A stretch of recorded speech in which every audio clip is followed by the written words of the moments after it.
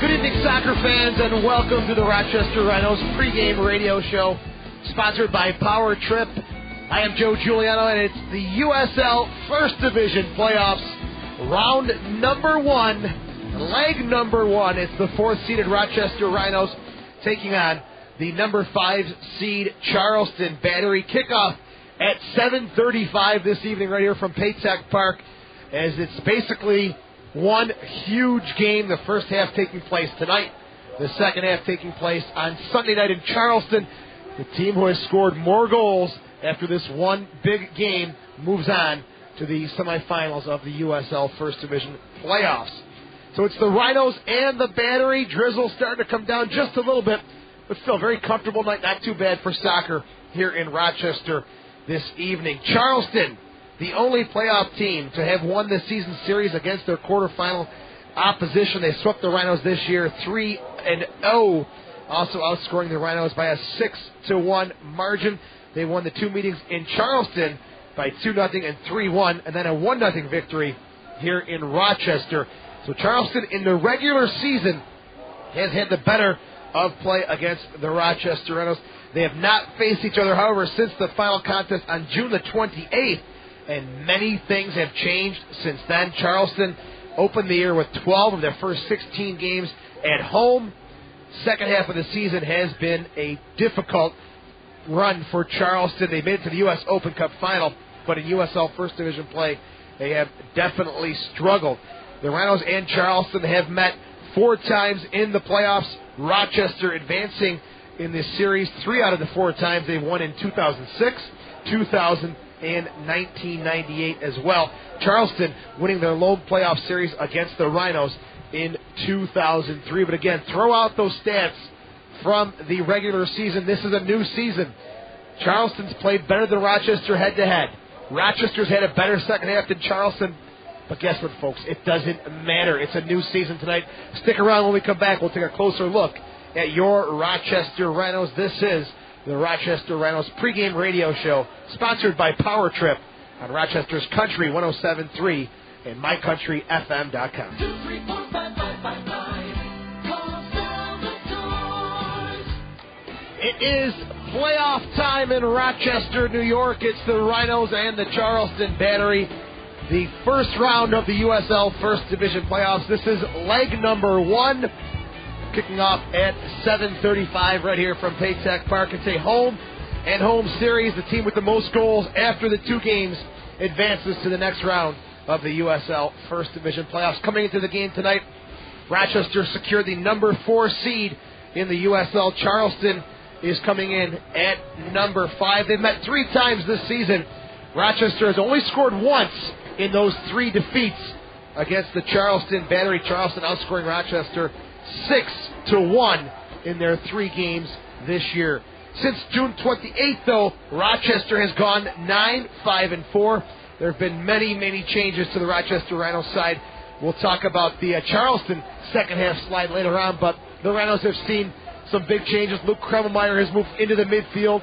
Johnny Manyager, kind of a withdrawn striker behind Delicott and Salas. That's paid huge dividends for the Rhinos, and Charleston is yet to see that formation from the Rhinos. They'll see it tonight, and we'll see how they respond after having some success during the regular season play. Rochester ended the season after 30 games played, 11 wins, 10 losses, and 9 ties. That was good for 41 points, and again, securing the 4th seed in the USL First Division. Very special night here at Paytech Park. Former Special Olympics swim champion Eric Bird of Avon will be honored in a pregame ceremony. He'll be the Rhinos' honorary captain this evening. So come on out and support Eric Bird, a Special Olympics champion. And then following that, it's the Rhinos and the Charleston Battery. They need a loud crowd tonight to get behind them as they open up this series and hopefully head down to Charleston with a couple of goals in the bank and just conserve the energy on Sunday. We'll see how that shapes up tonight. We'll have all the details for you in a couple of hours. Kickoff is at 7:35. It's Rochester and Charleston. It's round number one, and it's coming to you next on Rochester's Country 107.3 and mycountryfm.com. Soccer in the air tonight. It's the Rhinos and the Charleston Battery playoff-style action from Paytech Park. Round number one. It's a home-and-home series. Game number one is this evening. Game number two, 7 p.m. in Charleston on Sunday. The team who scores the most goals over the two-game series advances to the next round of the USL First Division playoffs. Tonight, kickoff coming up at 7:35. It's round one, leg number one. This evening, it's the Rhinos and the Charleston Battery. And for the opponent this evening, the Charleston Battery, they have struggled over the past 2 months. They finished the year with just one win in their final 10 games. They went 1-6-3 with the opposition, outscoring Charleston 18-7 over that stretch. Striker Randy Patterson, he led the way with a goal in each of the victories over the Rochester Rhinos, but just as the results have gone in reverse, so has Patterson. He has been as cold as a soccer sand diet. He has not scored since July the 23rd. They're going to need some output from their dangerous forward, Randy Patterson. Some ex-Rhinos featuring now for the Charleston Battery. Goalkeeper Dusty Hudak, who's had a really great season in the nets for Charleston. 1.13 goals against average. He's got 2-0 against Rochester. Only one goal against. He only made 5 saves against Rochester this year. Other former Rhinos now with Charleston. Midfielder Ian Fuller. He'll be wearing the number 11 jersey. And defender John Wilson. Spent the last 3 years with DC United. Comes back to Charleston. He'll be playing defense wearing the number 25 jersey. But, folks, what you can do is throw out the Charleston second half of the season skid. Cancel out Rochester's 3 losses against Charleston in the regular season. It just doesn't matter. That's right. It's a new season. The goal is to get into the playoffs and see what happens. It's for all the marbles tonight. Rochester, Charleston coming up next on Rochester's Country 107.3 and MyCountryFM.com. And that is right. It is playoff soccer. It is do or die. You leave it all on the field tonight.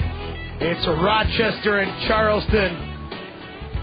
We'll see how it ends up, folks. This has been a long season. They've worked so hard to get to this point, and now the intensity level goes even higher tonight. It's Rochester and Charleston, number 4 versus number 5 in leg 1 of the first round playoffs in the USL First Division. There are 2 other series going on as well in the USL First Division.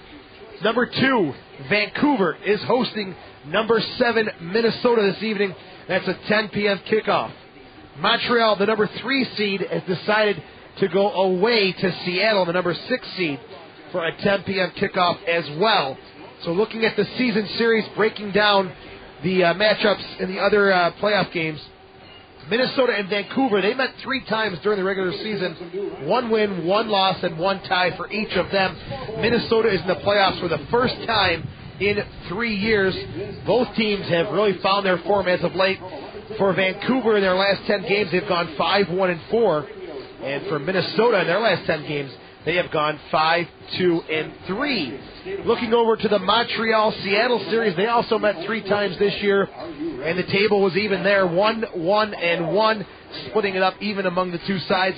Seattle, of course, the defending USL First Division champions, and in their last 10 games, they've gone 4-4-2, while Montreal, making a late season push, has gone 5-3-2 in their last 10 games. So, some great series taking place across the league. Rochester hosting Charleston tonight, and it's going to be Sunday action as well. 3 games in the USL. Vancouver's at Minnesota kicking off at 6:05. Seattle at Montreal, that's a 5 p.m. kickoff. And, of course, your Rochester Rhinos at the Charleston Battery. They'll be kicking off at 7 p.m. on Sunday. So that's a look at the playoff action in the USL First Division. Keep it tuned right here to Rochester's Country 107.3 and MyCountryFM.com. Coming up, we'll take a look at Major League Soccer, and it is a big weekend for the Derby coming up next on Rochester's Country 107.3.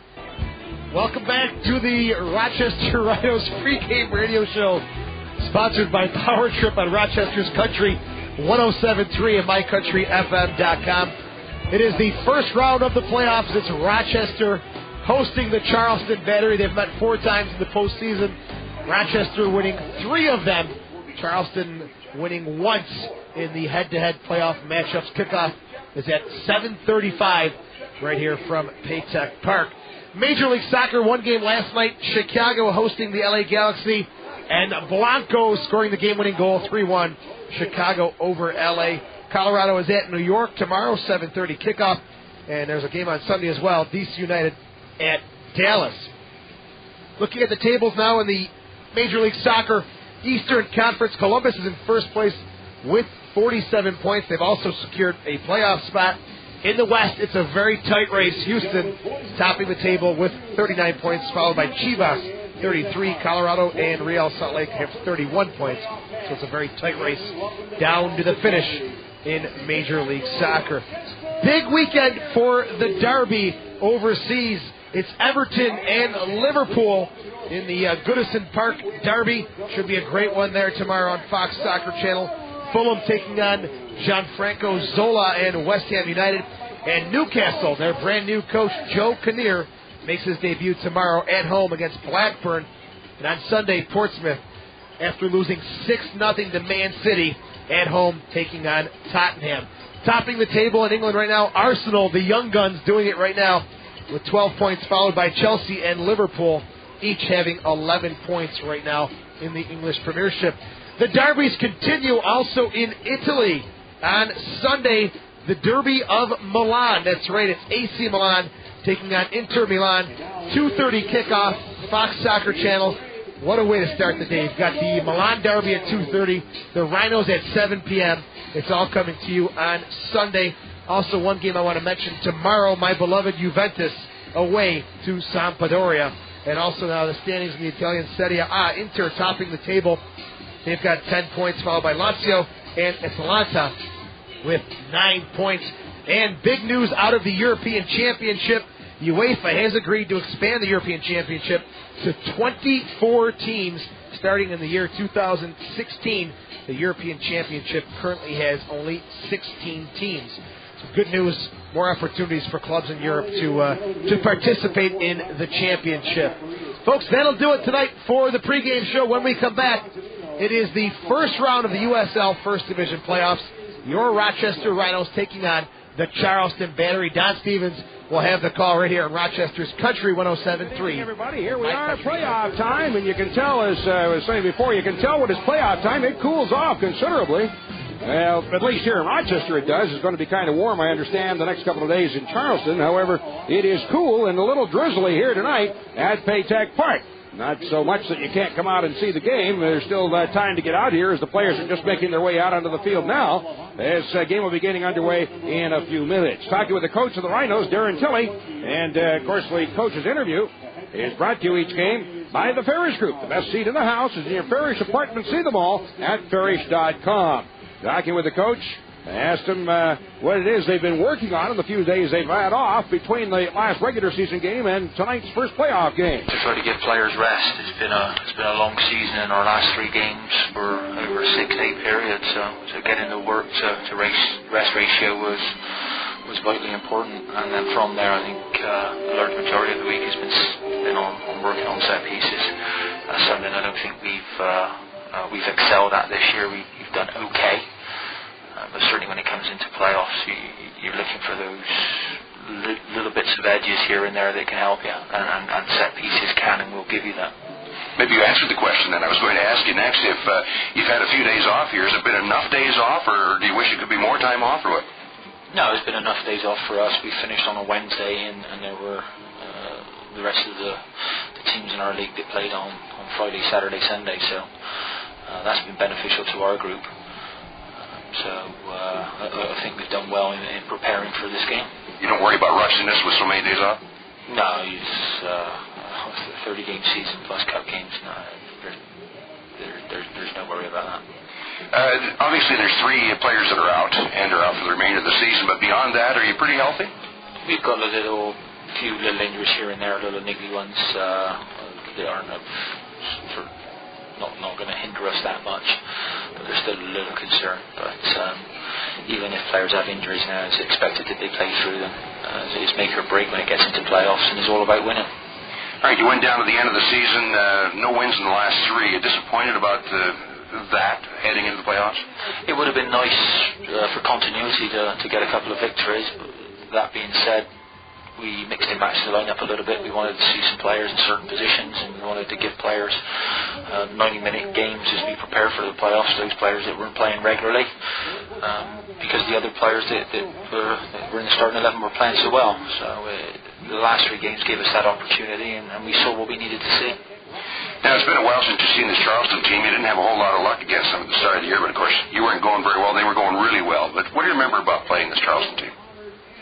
They're just a very good, inverted commas team. They worked tremendously hard on both sides of the ball, and when we played against them, they took their chances. And that's something that we haven't done, but they certainly did. First game of the season when we got beat 2-0, didn't have our full squad, and everybody knows the turmoil that came at the beginning. Then our home opener, and even though we had numerous chances, and I still think we scored two goals that were disallowed. That didn't help us, but we lost there 1-0, and probably a draw would have been a fair result. And then when we went down to their place, they gave us a real battering, and I think from that game it really set us up, because it made a few players think of their own personal performances. Have you heard anything on why it is that Charleston's been stumbling toward the end of the season here? I haven't, but I can only guess that they start earlier than anybody else, just for the simple facts of geography where they're to. They had a tremendous amount of games at home, and in the last stages they had a lot of games away. And anything in this league is very, very difficult to travel, especially when you play two games in 3 days or 3 games in 6-7 days. All right, as you go into the playoffs now, what do you feel are the keys for your team here? I think we have to start brightly, and probably the biggest key, and it's not just my team here, is every team, is that you want to score first to set the tone for the game and to set your team up. So first goals are vitally important, no matter if it's the first game or the second game. And as always, win midfield battles, and very much looking for Tiger and Johnny Younger to excel in that department tonight. And then you chose to start the series at home, so that puts even more pressure on you to come out of here with a good result, doesn't it? I wouldn't say it puts us under pressure, but what it does allow us is an opportunity to play at home in front of our home fans, and to set the tone right from the beginning on our terms. And in the playoffs, it's not really, in the first game, it's not really get a lead and hold on to. It's keep building on whatever lead you get. You need all the goals you can get, don't you? Yeah, with there being no away goals rule in effect, it's just total goals, so you don't want to sit back. It would be very nice to score a couple of goals, but I think first and foremost, you don't want to lose the game. Tim, you played your last game of the season in goal. How did he do? Tim did tremendously well. We were very happy with him in the first half, and he made a couple of good saves, and his kicking was very, very good. In the second half, I think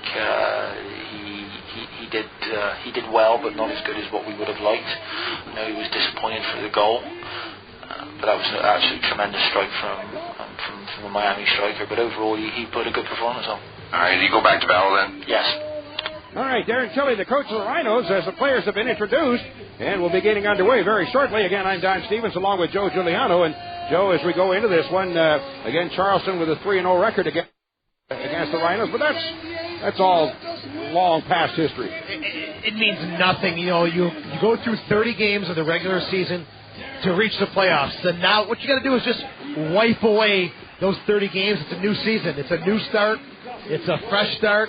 I put no stock in the Rochester Rhinos have lost 3 times to Charleston. Charleston's on this second half season skid. It doesn't matter. It's all brand new and starts tonight. And not only that, it seems like about a decade ago since we last saw this team. It seems like a long time ago, although the season has seemingly gone very fast. Yeah, June 28th, and Rochester's made a couple of changes. I'm interested to see how Charleston responds to Krummelmeyer as a midfielder and Johnny Younger as a withdrawn striker. They haven't seen that yet. We'll see how they respond.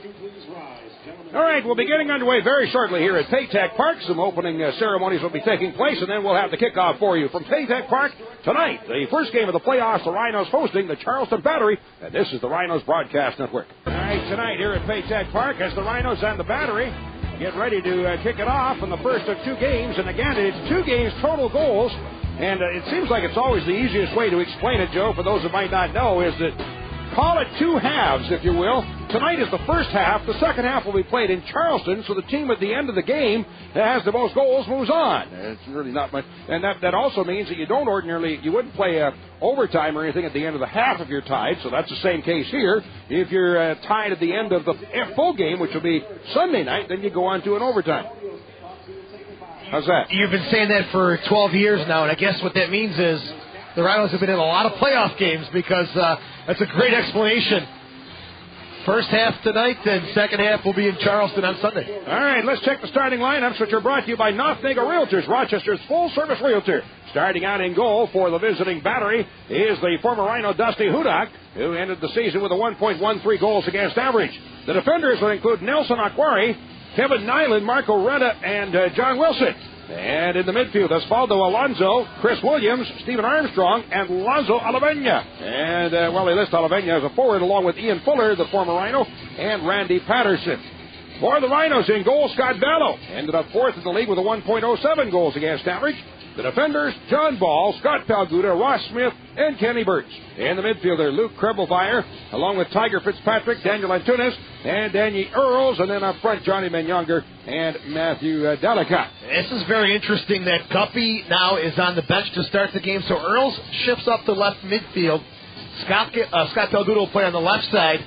You've got Burts and Smith playing central defense, who are big, physical, strong players. It'll be interesting to see how they handle the pace of Randy Patterson, who's been very cold as of late. That'll be interesting to see how those guys match up with the speed of Patterson. Well, it certainly should be a very, as you say, good size and a very strong defensive row. You know, they've got the physical edge. Do they have the edge in speed?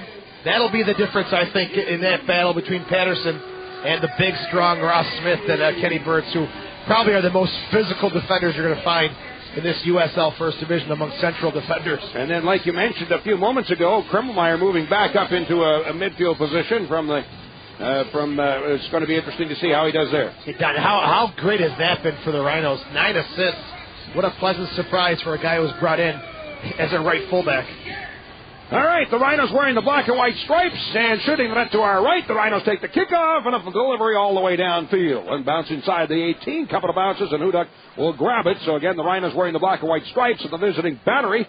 A red jersey and socks with white shorts, and Hudak will bang it away through midfield. Stepping up, Fuller blocked it. That's across midfield, but out of bounds to the far side off the Rhinos. Throw in a midfield for the Battery. Now you look at Fuller, he's always got some kind of bandage or always, you know that. He's got the wrist, the right arm taped again. He's had horrendous luck with injuries. Quality player, just unlucky with those injuries. I think if he breathes, he gets hurt. Yeah, he's got a cast, it looks like, on a big gold cast on his right hand. Maybe uses it as a weapon.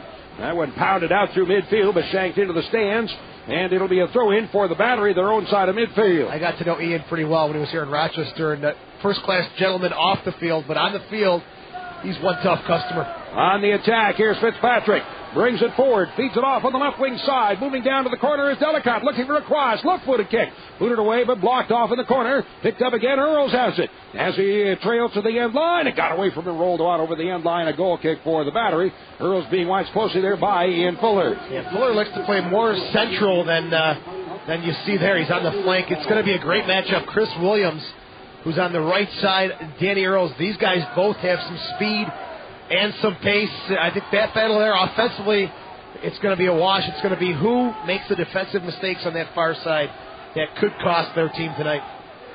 That's Hudak to play it out through midfield. Stepping up Smith, but missed on the ball. Flighted over, and now Ball will head it away to midfield, but Wilson's there to nod it into Rhino territory.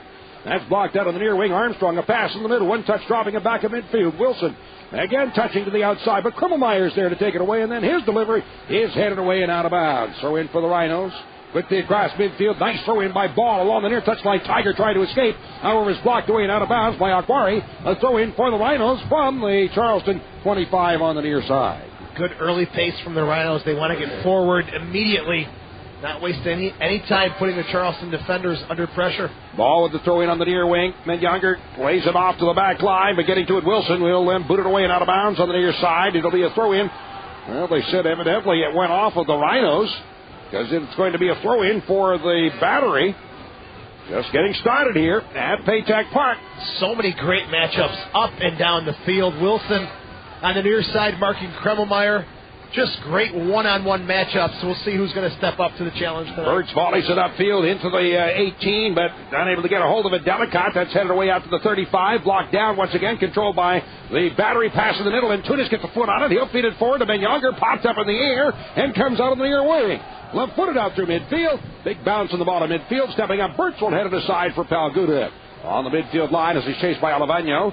They'll roll it off on the left wing side, and now Earls has it for the Rhinos down to the 35 to 25. To the outside along the touchline. It's kept in play. A return pass down inside the 18, far into the box for Ben Younger, but that's booted away in the air out of the near side. 40 yards out, up with it is John Ball, being chased there, spinning, trying to get away from Patterson, being grabbed onto, and finally the foul is called. It looked like it was going to take an act of Congress to get that whistle to blow, but finally it did. It's the playoffs. It's going to be deep in the pocket. Only going to come out when necessary. The referee, he's going to let the boys play tonight. So the kick for the Rhinos, actually moving all the way across the field on the near side, is Earls to deliver this from 30 yards out off the right wing side. He's a left-footed kicker, but Kremmelmeyer also standing behind the ball as a right-footer. Kremmelmeyer step over. Here's Earls, goes down in the middle of the box, head ball up in the air, and it comes out off into the near corner.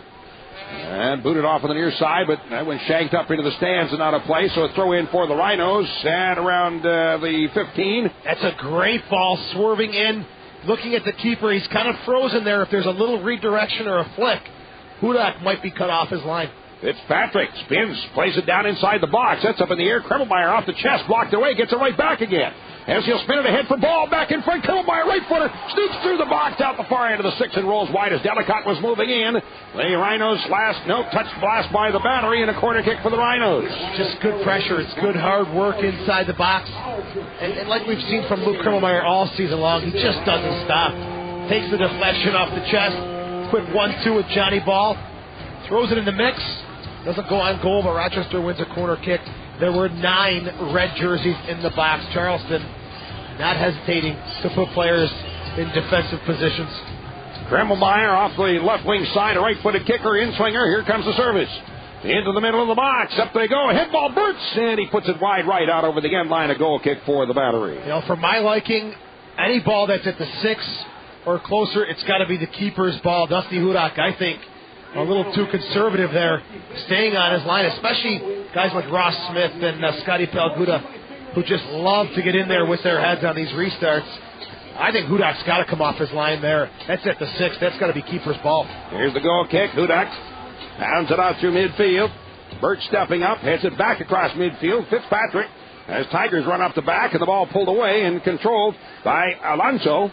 Drops it back along his 35. Retta with the right foot will drive it out through midfield. And Patterson trying to get it underneath it for the battery. That bounces loose. Knocked down by Smith, and the Rhinos will pawn it away. On the near side for Ball. As he slides in on, tackled away out near Kremmelmeyer to Antunes, and the ball pops up in the air, coming back at midfield. Alonso takes it for the battery. And Younger challenging from behind. It goes down, and the ball brought away. Alonso gets up with a dirty look for the referee. Pass ahead.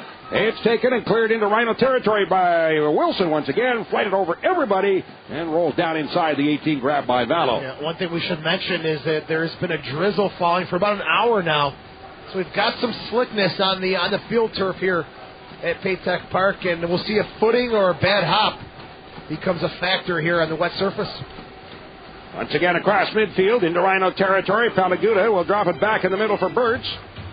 As he looks it over, Birch drives a low one through midfield. That's headed away by Nyland, but blocked forward by Tiger trying to pull it up the left wing side. Fuller able to tip it away, and now the ball played through midfield into Rhino territory, and backward goes Birch. It's the left foot on it, plays it up the wing where the ball is knocked down. Controlled once again by the battery, and a feed into the center circle for Alonso. One touch forward, knocked down once again, coming back to steal it away once again is Ben Younger. He's all over the place tonight. He's got the playoff fever, 2008 MVP. Delicate able to flick it forward, but can't get to it on the other side as he's after the ball, and Hudak lets it roll down inside the 18 and scoops it up. 8th minute, no score at Paytech Park, just getting started. High ball, flighted through midfield into Rhino territory. Smith underneath it, heads it away, but not into the stands. A throw in on the near side for the battery from the Rochester 35. John Wilson, the former Rhino. Back heel, Alonso down inside the 18, or Patterson is in behind and offside. Patterson playing up top by himself. He's got Alavanya withdrawn behind him, but again, they're going to try and expose the the speed and utilize the speed of Randy Patterson this evening.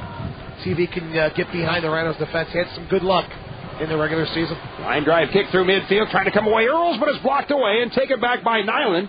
Into the corner, right foots it away. However, still controlled, spinning around, and the ball knocked away from Macquarie is out of bounds. Well, two great matchups, Rochester, Charleston. They've met 4 times in the postseason. The Rhinos hope to continue the dominance, winning 3 out of the 4 series against a very tough Charleston team. Cross midfield, out on the near wing. Armstrong brings it forward for the Batteries, down to the Rochester 35. He's watched 1v1 with ball and spins it to the corner of the 18. Antunes will slide in and kick it away. Out of bounds, throw in on the near side, about 2 yards out for the Battery. Locked to the corner once again, taken by Alonso. Looks for the right-footed cross. Feeds it on top along the 18 for Alavanya, but blocked away. Rolls to the end line. Ball turning in behind it and stepping in Alonso. Or make that Alavanya has it. Gives it off to Armstrong. He goes down and finally is tipped loose and carried away by the Rhinos. Walked away out of bounds off of Alonso. A throw in for the Rhinos from their own 30 on the near side. Footing is going to be an issue. Armstrong, he lost it there, and you just hope you're not that last central defender where you slip and let that ball sneak through. That could be a possibility tonight. Pass off into the center circle, taken by Menyanger. Cross midfield to the outside for Earls. Moves it up the left wing, turns back toward the middle, being chased there, trying to get away from Williams, and the ball blocked away and out. So throw in for the Battery from their own 35. The throw in short to Fuller. Turns with the right foot, pounds it out through midfield. In underneath it, Armstrong off the left toe to knock it down. Coming back, Krummelmeyer. Well, he'll blast it away back inside of his 18, and out to take the ball is Vallo. One touch out on the near side, carried forward by Ball up the right wing. We're into the 10th minute here at Paytech. No score. Long service downfield by Ball. One bounce inside the 18, grab on the big hop by Hudak. Rochester showed a couple of moments of pressure, but now I think the level of importance of this game is starting to settle in. Big hop on the ball into Rhino territory. Pulled to the outside of the near wing by Patterson. Getty led this team in goals this season with 8. 3 of those were against the Rhinos.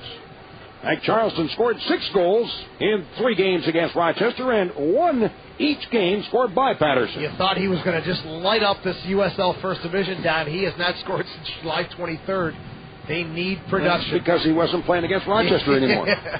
Locked away out over the end line. It'll be a goal kick for the Rhinos. Sponsors of these broadcasts include the RITN. Everything you need to be perfectly comfortable. Guy Salvatores. They deliver everything but babies. They need the production from the Jamaican Patterson if they're going to make a mark here in the postseason. And for the Rochester Rhinos, Burtz and Smith, I think they've got to send a message and let them know that there's going to be tight marking, physical presence whenever he's near the ball. At the midfield line, Alonso turns to get away from Antunes. Rolls it to the outside of the right wing. Underneath it, Nyland will drive it out through midfield, but Burt steps up for the Rhinos to pound it the other way.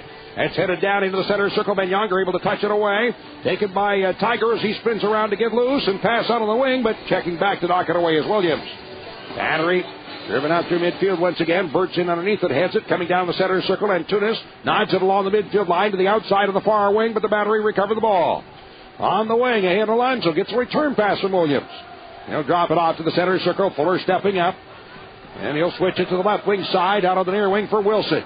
Long service downfield in behind Armstrong, but he's in offside. That's the second offside against the Battery. They're kind of picking on this near side here on Johnny Ball's side. Armstrong and Patterson trying to sneak in behind John Ball. They're just unable to time their runs, but you can see Anheuser and the rest of the Charleston bench pointing down this near flank to try and expose that space behind Johnny Ball. Now, they'll clear it off the left wing side to Palguda as the Rhinos now move it across midfield. 12th minute, no score. First playoff game. That is out of bounds on the far side, or is it whistled down offside? Offsides. Against the Rhinos? Yeah, gone both ways. This time it's Earl's offside. And this in earlier, you can see the teams now that they're getting tight. The flow of the game. Rochester tried to bring it for a couple minutes, but the flow of the game has really kind of slowed a little bit. The importance and the tightness now starting to show. Cross midfield. Burt steps up, heads it up, and out of bounds on the far side. To throw in at midfield on the far side for the Rhinos. We have had a very steady drizzle, but if I'm not mistaken, do I dare say that it seems like it stopped? Your glasses are dry, so I think maybe, I don't see any drizzle on your glasses. Or is that always there? Yeah, that's the way it is normally. Throw in off the right wing side again. Alemano 20 yards out, but blocked off him. Earl spins with the left foot, drives it out through midfield, but into the stands. The throw in across the way again for the Battery. 35 yards out. Very conservative approach for Charleston. 5 midfielders with Alemano just behind Randy Patterson. Then on Sunday night, don't forget the Rhinos viewing party at the Distillery on Mount Hope. The Rhinos and the Battery, leg number 2 on Fox Soccer Channel, 7 p.m. Live Rhinos viewing party at the Distillery. Should be a great night. I'll be doing the pregame show and the postgame show live as well. I'll be getting at 6:30 from the Distillery on Mount Hope Avenue. And I'll have the radio broadcast on all that network. Don't forget about that. What we're going to do, Don, is we are going to put the video on Fox Soccer Channel. We've got everything set up on the audio side for your broadcast as well. So we would never leave my man out of this. Now brought forward, but driven out on the near wing at midfield. Patterson checking back on the ball. He's bothered by Ball, and that comes loose and picked up again by Charleston. However, play getting a little rough, and the center ref blows the whistle. By the way, the center ref is Chris Penso, the assistant Steve Montanino, and Franco Bevilacqua, and the fourth is William Engel. You see a lot of the contact in the midfield because it's so congested. Charleston's really packing it in, and again, there's not much space, a lot of bodies on the ball. Got the referee having a few words for Antunes, who kicked the ball away. It'll be a free kick for the Battery, 45 yards out, left wing side. I thought it was a good, hard challenge by Smith. Maybe the call that he exposed the bottom of the cleats, but Smith couldn't believe it. I was a bit surprised as well. Me three. But again, very, very tight, very congested, right in the middle of the field. They've got to open up some space on the flanks. Alonso taking his time. Players jockeying for position along the 18. Alonso right-footed kick. He'll swerve it down inside the 18. That's headed away in the air by Smith. In underneath it, Earl's able to flick it forward. Out to the 30, blocked by Ben Younger, but taken back by the Battery. Alemano to the outside on the near wing. Wilson moving up on the left wing. Watched by Krummelmeyer. Has it 25 yards out. Burns back, still bothered by Krummelmeyer. Gives him no room, but does get a pass through to Fuller. He's challenged from behind by Tiger, goes down, landing on top of the ball. Fuller gets up, grabs onto the arm of Tiger. Tiger gives him a shove back, and we have players stepping in. Fuller didn't like the fact that Tiger took him down from behind. And like I said, he's a tough character on the field, but Tiger, not one to walk away from anything. And it's just good, hard pressure, maybe a little boot on the back of the leg. Fuller didn't like it. And again, temper's starting to get a little heated here. A lot on the line tonight. Another kick for Charleston. 40 yards out, left wing side. Armstrong wants the ref to move Ben Younger back. He does, and then Armstrong moves the ball forward. Armstrong very similar to Steve Guppy in the fact that he serves a beautiful left-footed cross right into the mix. We'll see what he does here. All right, Armstrong set. Swerves it down along the 18, and Tiger heads it away and out. Settled 40 yards out. Williams goes to the outside, but that's deflected. Fuller tips it off into the back end line, and ball after will hammer it up into the stands. Off of Armstrong, so goal kick. It did Nick Armstrong, okay, yeah, so I was wondering why that it was a goal kick. Now the ball brought forward by the Rhinos. Palguda to the outside and left wing for Earls. He looks around, drops it back again. Palguda, 35 yards out. Feed forward to Antunes. Sneaks it across midfield, but intercepted on the backside by Nyland. His pass through midfield. Antunes steps in for the tackle, takes down the Charleston player, and he's going to roll around on the ground and really put on a big display as the referee has a couple of words for Antunes. It's Ian Fuller who's down once again. And Antunes maybe not liking the fact that Fuller and his midfield buddy coming in hard earlier. That's a foul from behind that one, definitely. Easy call for the officials about 5 yards away. All right, somebody find a cast for Fuller's leg. Yeah, that could be next, unfortunately for him. Go along with a cast on his arm. 17th minute of paycheck. No score between the Rhinos and the Battery. Full slate of games tonight, right? 6 of the 7 teams playing. Yeah, Montreal taking on Seattle, Minnesota taking on Vancouver, and it's going to be a wild weekend of soccer in the USL First Division. Right-footed kick, 45 yards out, right wing side. Alonso will play it down into the box. Vallo up, and it's got away from him, and Birch booted up into the stands. So Vallo went up, came down, but he was bumped as he did, and the ball was knocked out of his hands. And Burt's was right there, and he just hammered it up into the stand. So this will be a corner kick for the Battery. There's definitely some congestion in the box. Vallow comes up, his first touch on the ball. He's sandwiched between Burt's and the Charleston player. So it's a tough one. And Rada also in the box there. Maybe a good no call by the official. Low corner kick in the box. Blocked away. That's headed off the line by Earls at the back post. Oh, man. Earls in the right spot at the right time, and as that was headed for the corner, he headed it away. Now the Rhinos bring it upfield. That's why you've got to have coverage near post, back post. Earls takes a step in towards the goal. Excellent save off the line. Tiger stepping into the ball, drops it off for ball. He moves forward, but bumped away by Patterson. Play goes on, and a pass out into the middle. I'll tell you what, there's a lot of physical contact out here tonight. It's playoffs. It's a whole nother level of soccer. Up the right side, Williams, down to the Rochester 25, turns it toward the middle for Alavano. As he's chased there, he'll play it to the outside, but Williams stumbled and went down. The ball brought away by the Rhinos. Calguda off into the middle. Center circle is Menyonger, and he'll switch it to the outside of the right wing for Krummelmeyer. Rhinos on the attack, overlapping his ball. Here's Krummelmeyer up the right wing side. Takes a look, turns back to the right foot side. Tackled away by Wilson, but ball up with it. Serves it out along the 18, down to the middle, but blocked away and out. And the offside flag is in the air. Now the Rhinos had a chance there to come out with a huge counterattack. There's the save by Earls off Antunes. That's side netting. There's no chance for the goalkeeper there. But Earls, you've got to have coverage. There's coverage there on the near post, on the back post. If he's not there, it's 1-0 for the visiting team. 20th minute, no score. But earlier, the Rhinos, Williams took a slip. Like I talked about, that could be a factor. Their counterattack was just way, way too slow. Headed down inside the 18. Out is Vallow to grab it. A couple of yards inside of his box and picks it up on one hop and holds on.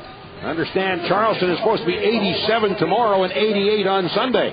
Enjoy the beach. Don't miss the games. Out through midfield. Krummelmeyer plays it ahead up the right wing side. Delicate after it, but he's bumped away from the ball by Aquari. Into the middle. Pass to Alonso. Looks around. Feeds it forward to Williams into the center circle. He sneaks by and brings it across the midfield line. Drops it to the outside of the near wing for Wilson. Left footer, long downfield. Smith is back to head it forward. Out on the near wing, and underneath it goes Armstrong. And he'll chip it back across midfield. However, there it's out of bounds, so it'll be... it was out of bounds before he cleared it. It's a throw in for the Rhinos at midfield on the near side. The Charleston players are upset with the call, but Mike Anhauser says, nope, get back. Let's defend. Coach Tilley also up on his feet with his assistant Steve Guppy, trying to get Rochester maybe a little more offensive here as they host the first leg at home. Delicate able to flick it forward. Menyonger reaches in, tried to bike it back. It's blocked out on the near side and carried away by Fuller as he's bothered from behind by Krummelmeyer. Fuller pops it high in the air out of the near side, but bends it out of bounds. Throwing on the near side for the Rhinos from about 40 yards out. Ball with the throw in at the right wing. Krummelmeyer flicks it toward the middle. The ball about intercepted by Fuller. And again, plays it off on the near side. Patterson blocked there by Smith. Fuller moving up, but the ball tackled away nicely by Ball. The Rhinos have it. Krummelmeyer sneaks it up the right side for Menyonger. At the near end of the box, 1v1 with Wilson. Turns back, switching from side to side. A switch back once again, but his pass picked off this time by Armstrong. Turns, and he'll feed it out through midfield. Menyonger needs more touches. He has to get more involved. He's got to see more of the ball and then start this Rochester Rhinos attack. He has been quiet so far. Out of bounds on the near side, throw in for the Battery just across midfield. Armstrong with the throwing goes off into the middle for Alonso. He's watched there by Antunes, a pass forward to Williams. Bumping him is Palguda, and Williams drops it all the way back to his own side of midfield for Aquari. Turns into the outside, up the right wing for Nyland. He plays it forward, however that ball blocked away, and it is cleared out on the far wing and carried forward by Earls. Off the left wing side, back at midfield. Taken there by Palguda along the midfield line, and forward is Antunes to the outside for Earls once again. Back at the midfield line for Palguda. His pass forward to Antunes to the outside. It's taken by Earls. Pass off into the middle from Menyonger, but that's intercepted, carried away by the Battery. It's just very congested. 5 midfielders with Alavanya dropping back, and Rochester's got to find a solution to get through that congestion. Armstrong with the drive upfield. That's knocked away. The Rhinos take it. And Tiger will sneak away from Fuller. Gets away of him. Gets by Alavano. Tiger still has it. Works the left wing side. On across midfield to the outside along the far touchline for Danny Earls. Looks back toward the middle. Earls playing it into the middle. Well, he actually carries it through. In the 40 and out on the near side for ball. Has to turn back for the ball to get to it at the near touchline. Pass toward the middle from Mignonger. 23rd minute, no score. Trying to make it through, but gets it right back off a leg. And Mignonger drops it off in the center circle for Burtz. He'll then feed it to the outside of the left wing for Earls. Watched closely there by Nyland. Trying to draw it to the end line. Looking for the cross. Roller along the 10. Down inside. Left footer. Krummelmeyer. Oh, up in the air. Hudak got his left hand on it. Tips it wide. As Krummelmeyer just barely misses the upper 90 on the right side. Good look for the Rhinos. And Earls, I think what he's got to do is just take players on and he'll loosen things up on the flank. Good ball into the box. I think Hudak expecting a rocket of a shot. It just comes off the left foot of Krummelmeyer. Great save. Extending to that corner. And that's a nice save by Hudak just to keep it out of the net. He expected some pace. It came off soft. So he's got to readjust his whole situation on that save. Did a nice job. Earls with the corner kick. Left-footed kicker in swinger. Goes for the back post. Up in the air they go. But Hudak calls it down at his 3. So important for the keeper to establish that the box is his, especially inside the 6. Hudak didn't do it on the first corner that time. Wins the ball clean. Ball hammered downfield. Burtz watching it as it rolls down inside the box. Burtz to the end line. Will have to turn it away from Patterson, then plays it up the wing. Krummelmeyer on the left wing side. Pass forward, but that's taken back by Williams. And then the battery with the ball over. Give it away right in the middle along the 35 to Antunes. Drops it off for ball. Right footer, first touch. Out across midfield on the near side. The ball will spin out of bounds. Throw in on the near side for the battery at midfield. Well, Steve Guppy was taking a couple of jogs down this near sideline here. I wonder if he's going to be an early substitution. Now he's back to the coaching box, but we'll keep an eye on that. Carried forward by Tiger through midfield. As he'll dribble ahead, moving nice and rapidly. Upfield, tried to turn it toward the middle, sneaks it away. He's blocked, but gets away once again from Alonso. To the outside, Tiger. Just draws it back along the middle. Now he'll go for the backside. In underneath it. Earls, one touch in front, but that's put it away by Retta out on the far side. Ball, nice roller, slow roller by Earls along the 3. Down to the outside, left-footed up over top of everything over the end line by Palaguda. Sponsors of these broadcasts include Paytech, personalizing personal communications. By Excelis Blue Cross Blue Shield, helping you achieve your goals. And by Schweigels, the official hot dog at Paytech Park. I think that's exactly what the Rhinos need to do to loosen up the 5 midfielders for Charleston. Tiger's got to dribble it around, loosen up those defenders out of space. And he's done a great job of it there. The Charleston battery, talk about opening the season with a bang. 12 of the first 16 were at home. But, with the parity we saw in the USL First Division, wasn't surprised to see them tail off in that second half of the season, but what a way to start the season. That's cleared across midfield by Tiger to play back into the center circle. Battery on the attack. Pass her to Patterson. Had to turn back, looks for the ball. It's dropped back to Vallow, and he'll first time it away out of the far wing. Scooped over the right foot of Earls and out of bounds. Throw it on the far side for the battery, 40 yards out. Patterson has not had the space that he would like. Ross Smith, another newcomer since Patterson scored those 3 goals. He's been very tight on Randy Patterson. A bit physical as well. Exactly what he needs to do. Back of the midfield line, a feed forward. Where it's taken by Alavano. He'll look for the feed to Fuller, moving in. He's bumped from behind and goes down by Tiger, and a foul is called. A dangerous spot right here. The kick will be taken by the battery 20 yards out, a little bit to the left of center. You got to like the build-up, whether it's a foul or not.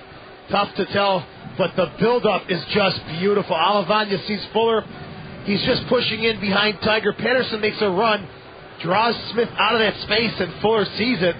That's just good understanding by Charleston. And maybe hits Fuller with a foul on Tiger. He kind of pushed the number 8 for the Rhinos, but he wins the free kick. And talk about dangerous looks. Charleston away from home in the playoffs. Restarts are like beautiful gifts when you're the visiting team.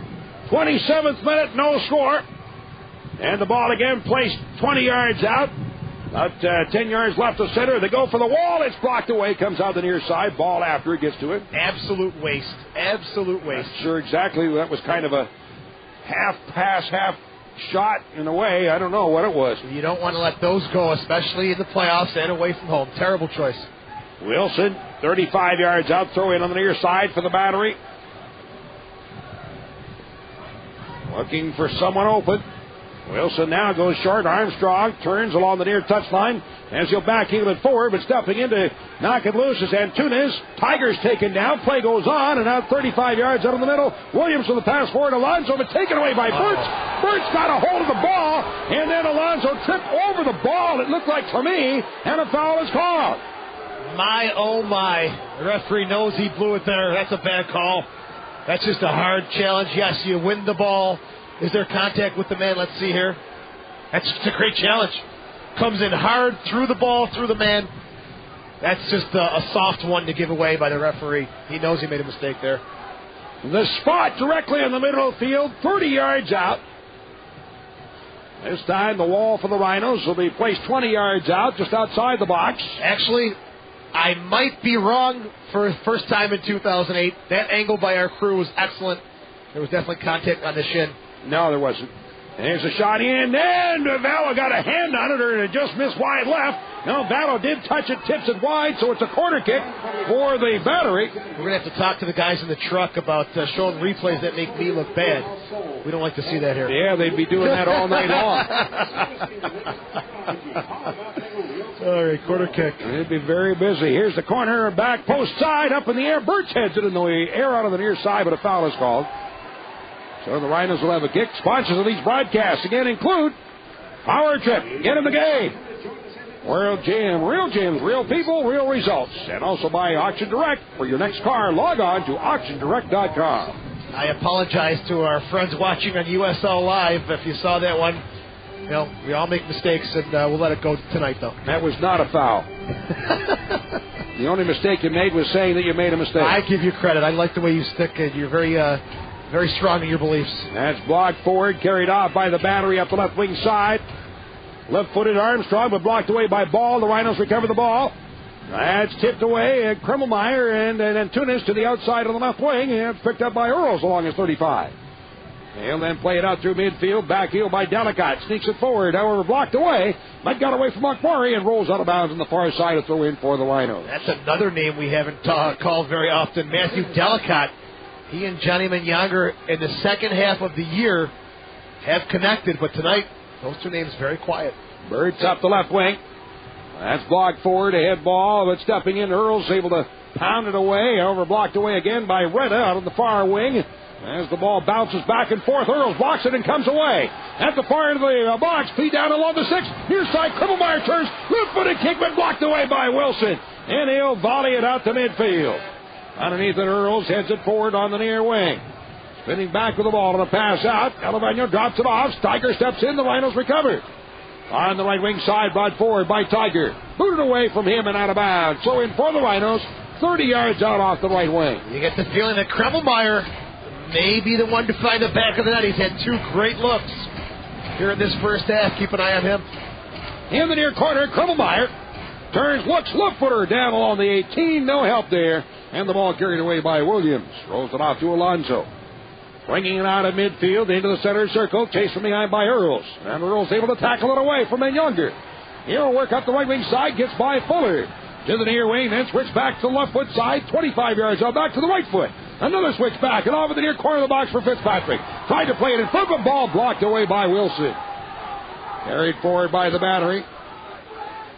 John Wilson out across midfield. Thinks he's a forward at the moment. Starting to open up, though. A little flow coming into this game. Drop to the outside of the near wing for Armstrong. Along the near touchline, but getting to it is Smith. And he'll hammer it out across midfield. You expect a lot more from Armstrong, who had a great season last year, but tonight some of his distribution has just been way off the mark. Pass down in the middle, but getting the foot on it. Burt's pounds that one high in the air back toward midfield. Headed forward by the Battery, and underneath it once again, Ross Smith. Nods it off into the middle, taken by Williams. As he'll sneak a pass forward to Patterson. Turns back, watched by Antunes. Patterson, right footer, into the hands of Vallo at his 2. Knocks the ball down, comes away on the first hop. That's his first good look at goal from distance. Vallo in the right place. He'll take those all night long. 25 yards away, clean look. Easy, routine save for the Rhinos keeper. 33rd minute, no score. Long ball downfield, flick on by Delicott, but in underneath it, Aquari plays it in midfield, and Antunes heads it forward, and that's spiked ahead by Delicott. The ball bouncing through the 18 is played away on the far wing, stepping up Earls. Brings it forward but couldn't reach it. And a collision with Diamond. The ball driven out across midfield. Rhinos have it. Calguda on the middle. Fitzpatrick, left footer, but blocked out of bounds. Oh, no, they say it went off of... it did not touch Fuller, but boy, it sure looked to me like it was. Off of the battery, however, it's going to be a Charleston throw-in. Well, when Rochester, Minyanger, and Tiger start to dribble with the ball at their feet, that's when their creative chances are coming offensively. We've got to see much more of that for Rochester to break down the congestion. It's just so many red shirts packing the midfield. Dallow right foots it through midfield. Delicott was blocked before he went to go up for the ball, but no whistle. Play goes on. Alonso to the outside. Williams will drop it back. Nyland with the right foot drives it out through midfield, and the Rhinos will chase it down. Smith heads it away to the outside. Birch chasing after it along his 35. Left foots it forward out across midfield. That's knotted into Rhino territory once again. Fitzpatrick will play it to the middle. There, Smith pops it up in the air, coming down to the center circle. Alonso tries to switch it to the outside of the near wing. Wilson moving up as he's bothered by Krummelmeyer, who tackles the ball away and out. Throw in on the near side for the battery. Krummelmeyer's made that slide tackle one of his patented moves. He times it beautifully. Wins the ball there nicely against John Wilson, the former Rhino. Toward midfield, carried ahead across midfield by the battery. Nyland sneaks it to the outside. Alavano tried to bike it forward. He comes up with the ball, still has control on the outside and goes to the end line. Anderson getting to it. Smith watching him. Patterson fell and went down. Ball got away from him, rolled out over the end line.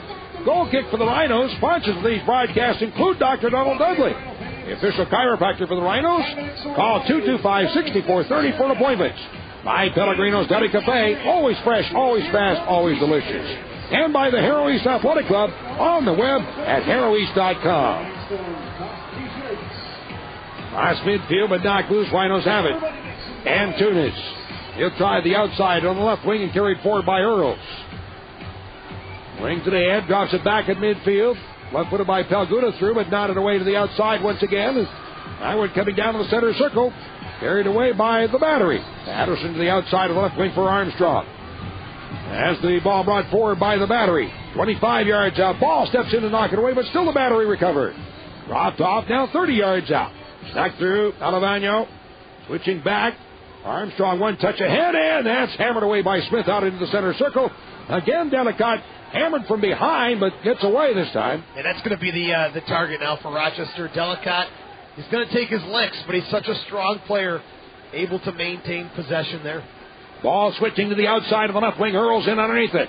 Drives it along the 18, and it's tackled away by Nyland, and the ball carried away by Williams of the battery.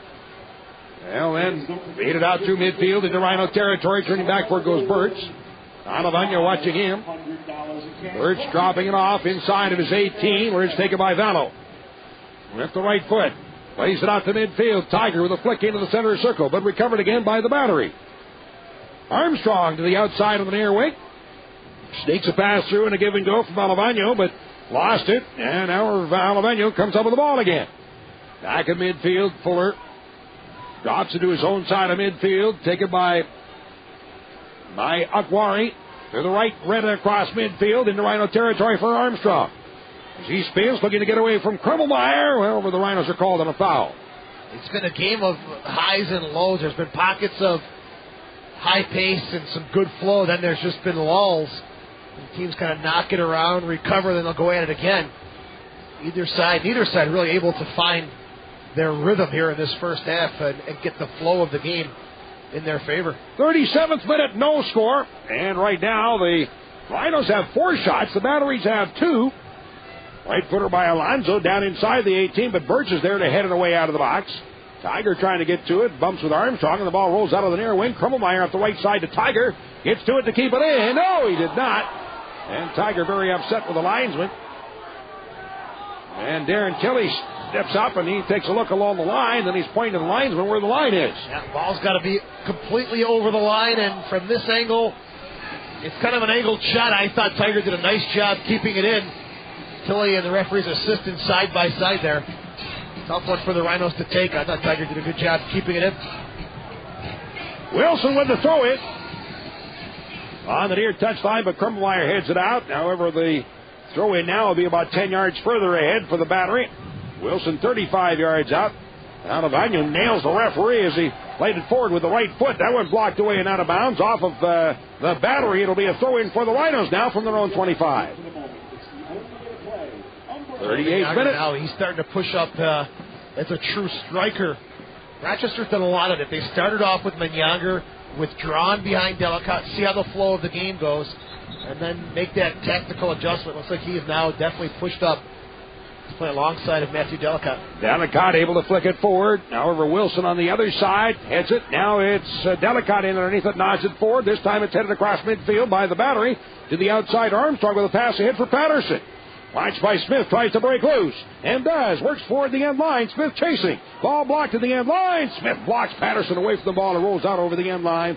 And it'll be a goal kick for the Rhinos. Nice job by Smith. Very good job using his body. He's aware of the speed that Randy Patterson comes to the match with, but he just does his best to use his body, gets in front of Randy Patterson, wins the free kick for the Rhinos. That's a great way to defend a player with so much pace. Delicott tried to flick it to the outside, but the ball intercepted, then pounded through midfield. Burtz, however, steps up, blocks it away along midfield on the far side for Earls. He'll head it back toward Palguda. Up in the air, blocks the ball forward, and it is out of bounds on the far side. That off of the Rhinos and out, throw in for the battery. Smith, did a great job playing the angle. He didn't make a straight sprint, made a diagonal sprint, closed the angle down. Straight on, dead speed, Patterson's got him, but on that angle, Smith played it beautifully. Played forward, deep to the end line, ball rolling. Palguda blocking, and the ball rolls out. Goal kick for the Rhinos. These two teams will head tomorrow to Charleston to get ready for Sunday evening's game against the battery from Blackbaud Stadium in Charleston on Sunday. And if it stays like this, the battery will be very happy. 0-0 going into Charleston as the battery have dominated the Rhinos in all three regular season matches and outscoring Rochester 6-1 as well.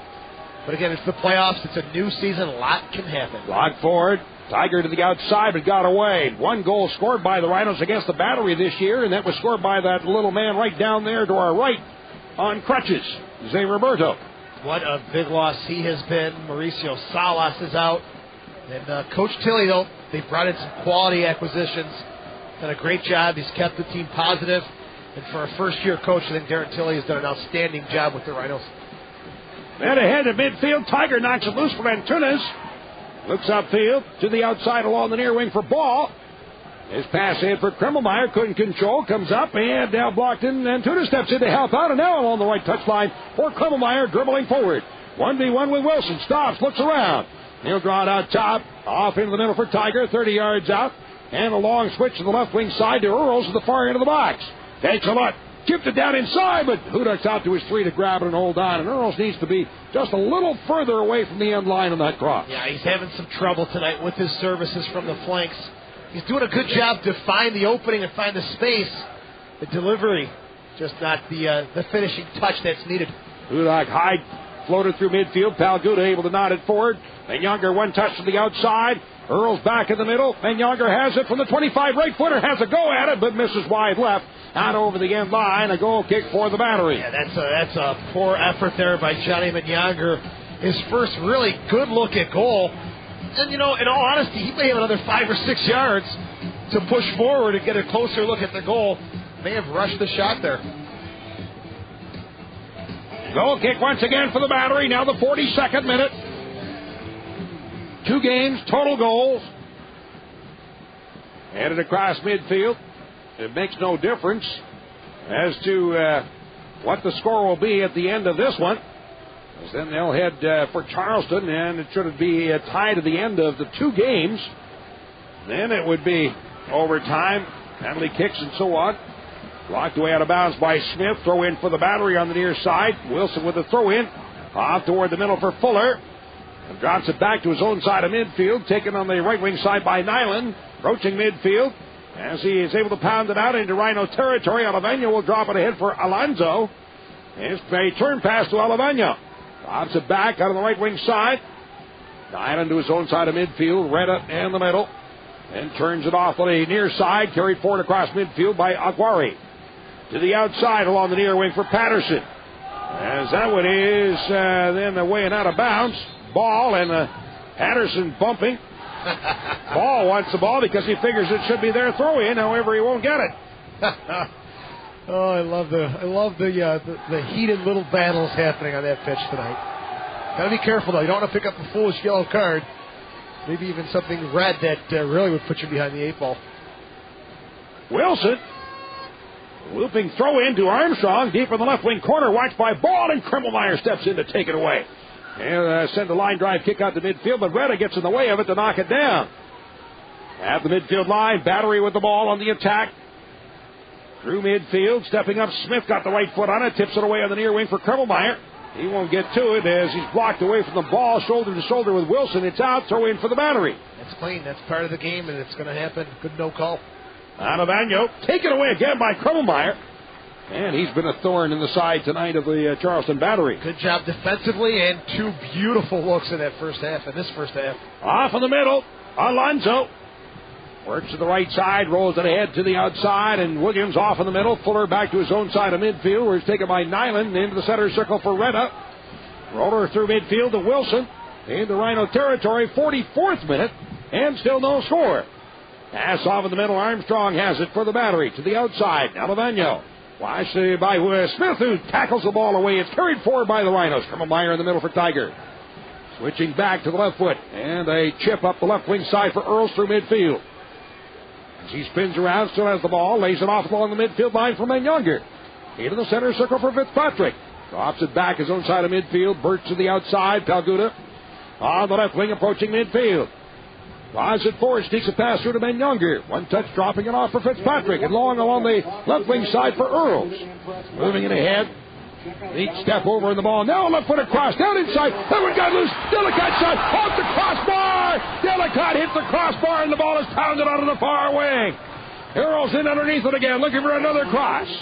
Switch to the left foot, to the end line, blocked away as the ball pops up in the air, comes down inside the box, and cleared on top. Fitzpatrick stops it, and no whistle stops play. Wow, Don, I don't know if Delhi's going to get anything easier than that. What a terrible display of goalkeeping by Dusty Hudak.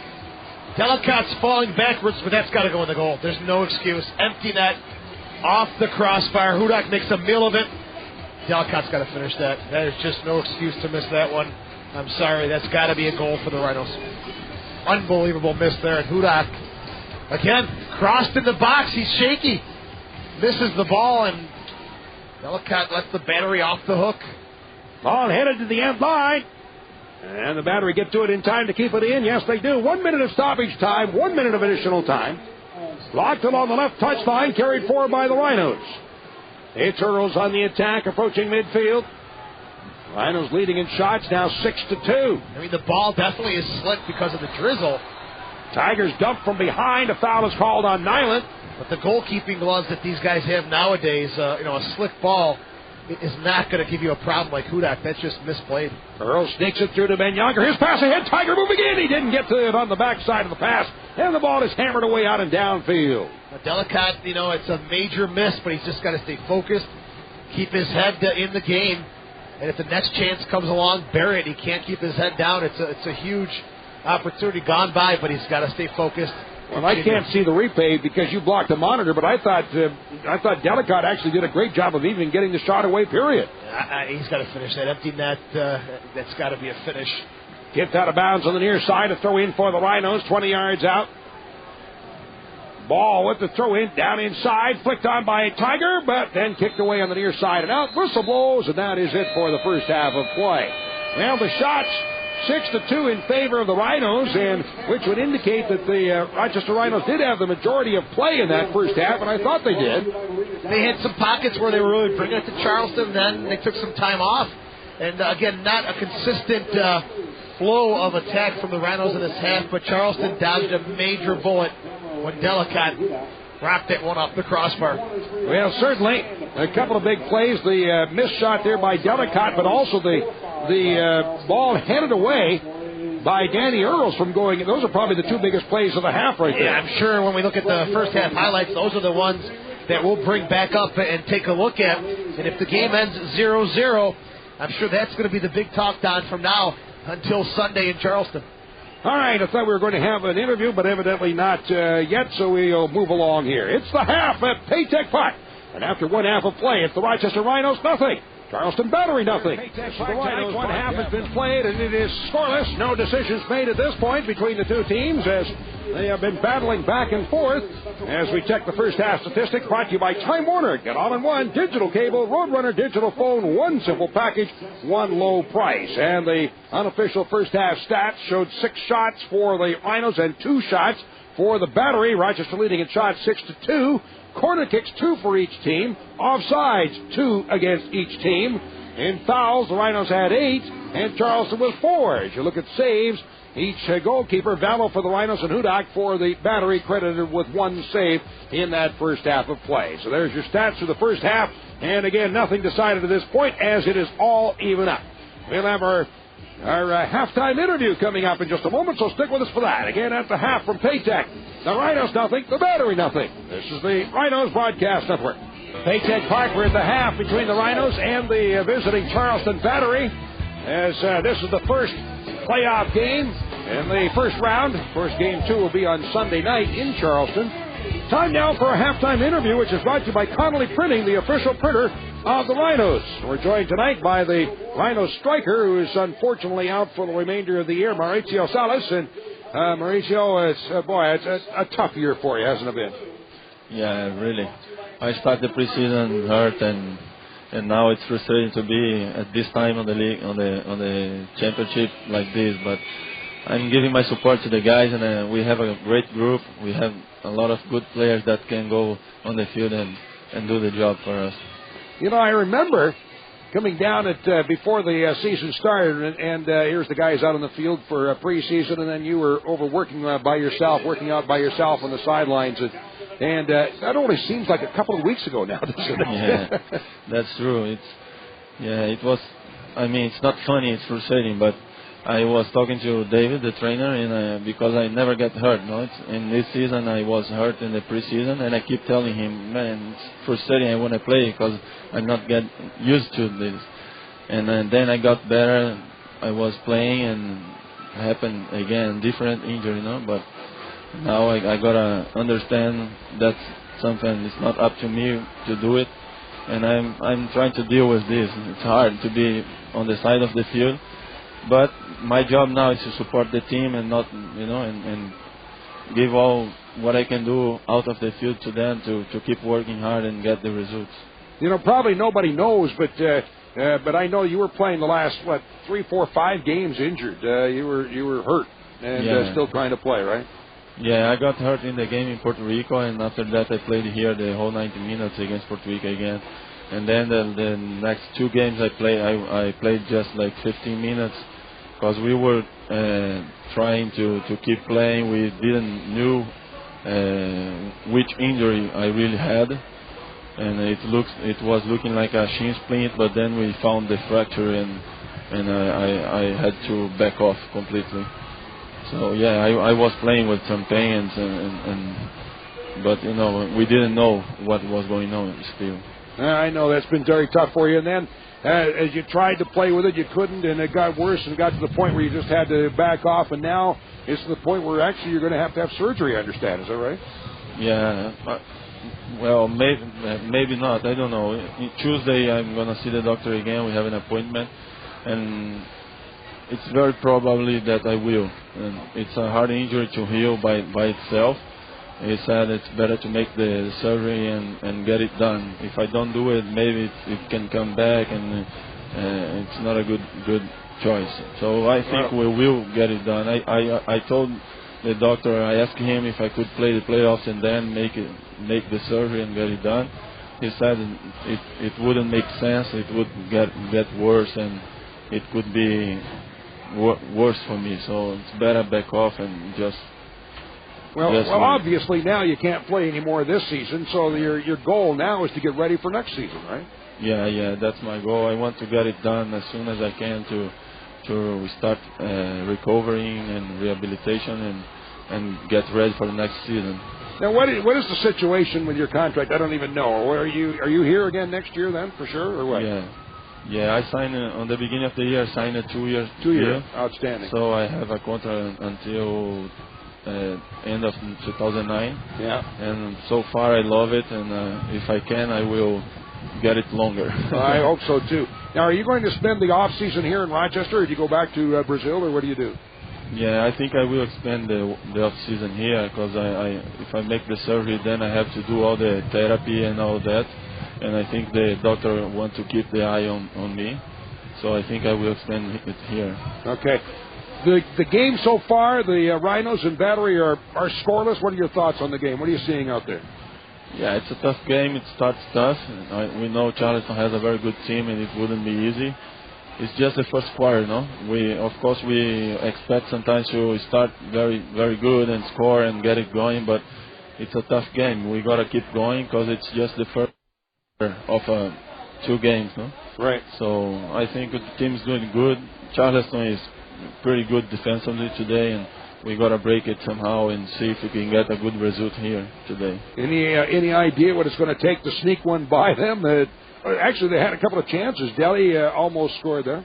Yeah, look for Deli. It's going to come again, and he will do it. All right. Mauricio, thank you so much. I really enjoyed watching you play. I thought you were great out there, and I know you're playing hurt and everything, and we certainly look forward to having you for a full, healthy season next year. Oh, thank you very much. Yeah, it was very good for me, too, to be playing here. And, I'm looking forward to playing next season, but I'm still looking to this season to get going in the playoffs and see where we can be, where we can finish. All right. Thanks for coming all the way up here, too.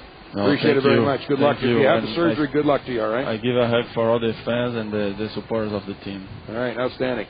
Thank you. Mauricio Salas, a striker for the Rhinos, who is out, unfortunately, for the remainder of the season. It's halftime at Paytech Park. No score between the Rhinos and the Battery. These 2 teams, again, will be traveling tomorrow down south to Charleston. And then they'll meet on Sunday evening, our broadcast Sunday, beginning at 6:30.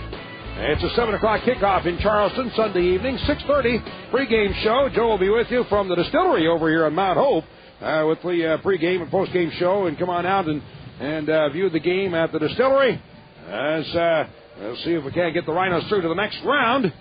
We'll find out who they'll be playing. Of course, the teams right now seeded 1 through 7, and that means that there'll be the same seeding for the next round. In other words, if Minnesota, for example, who's number 7, came up with a win in their game, it would be Puerto Rico playing Minnesota in the second round.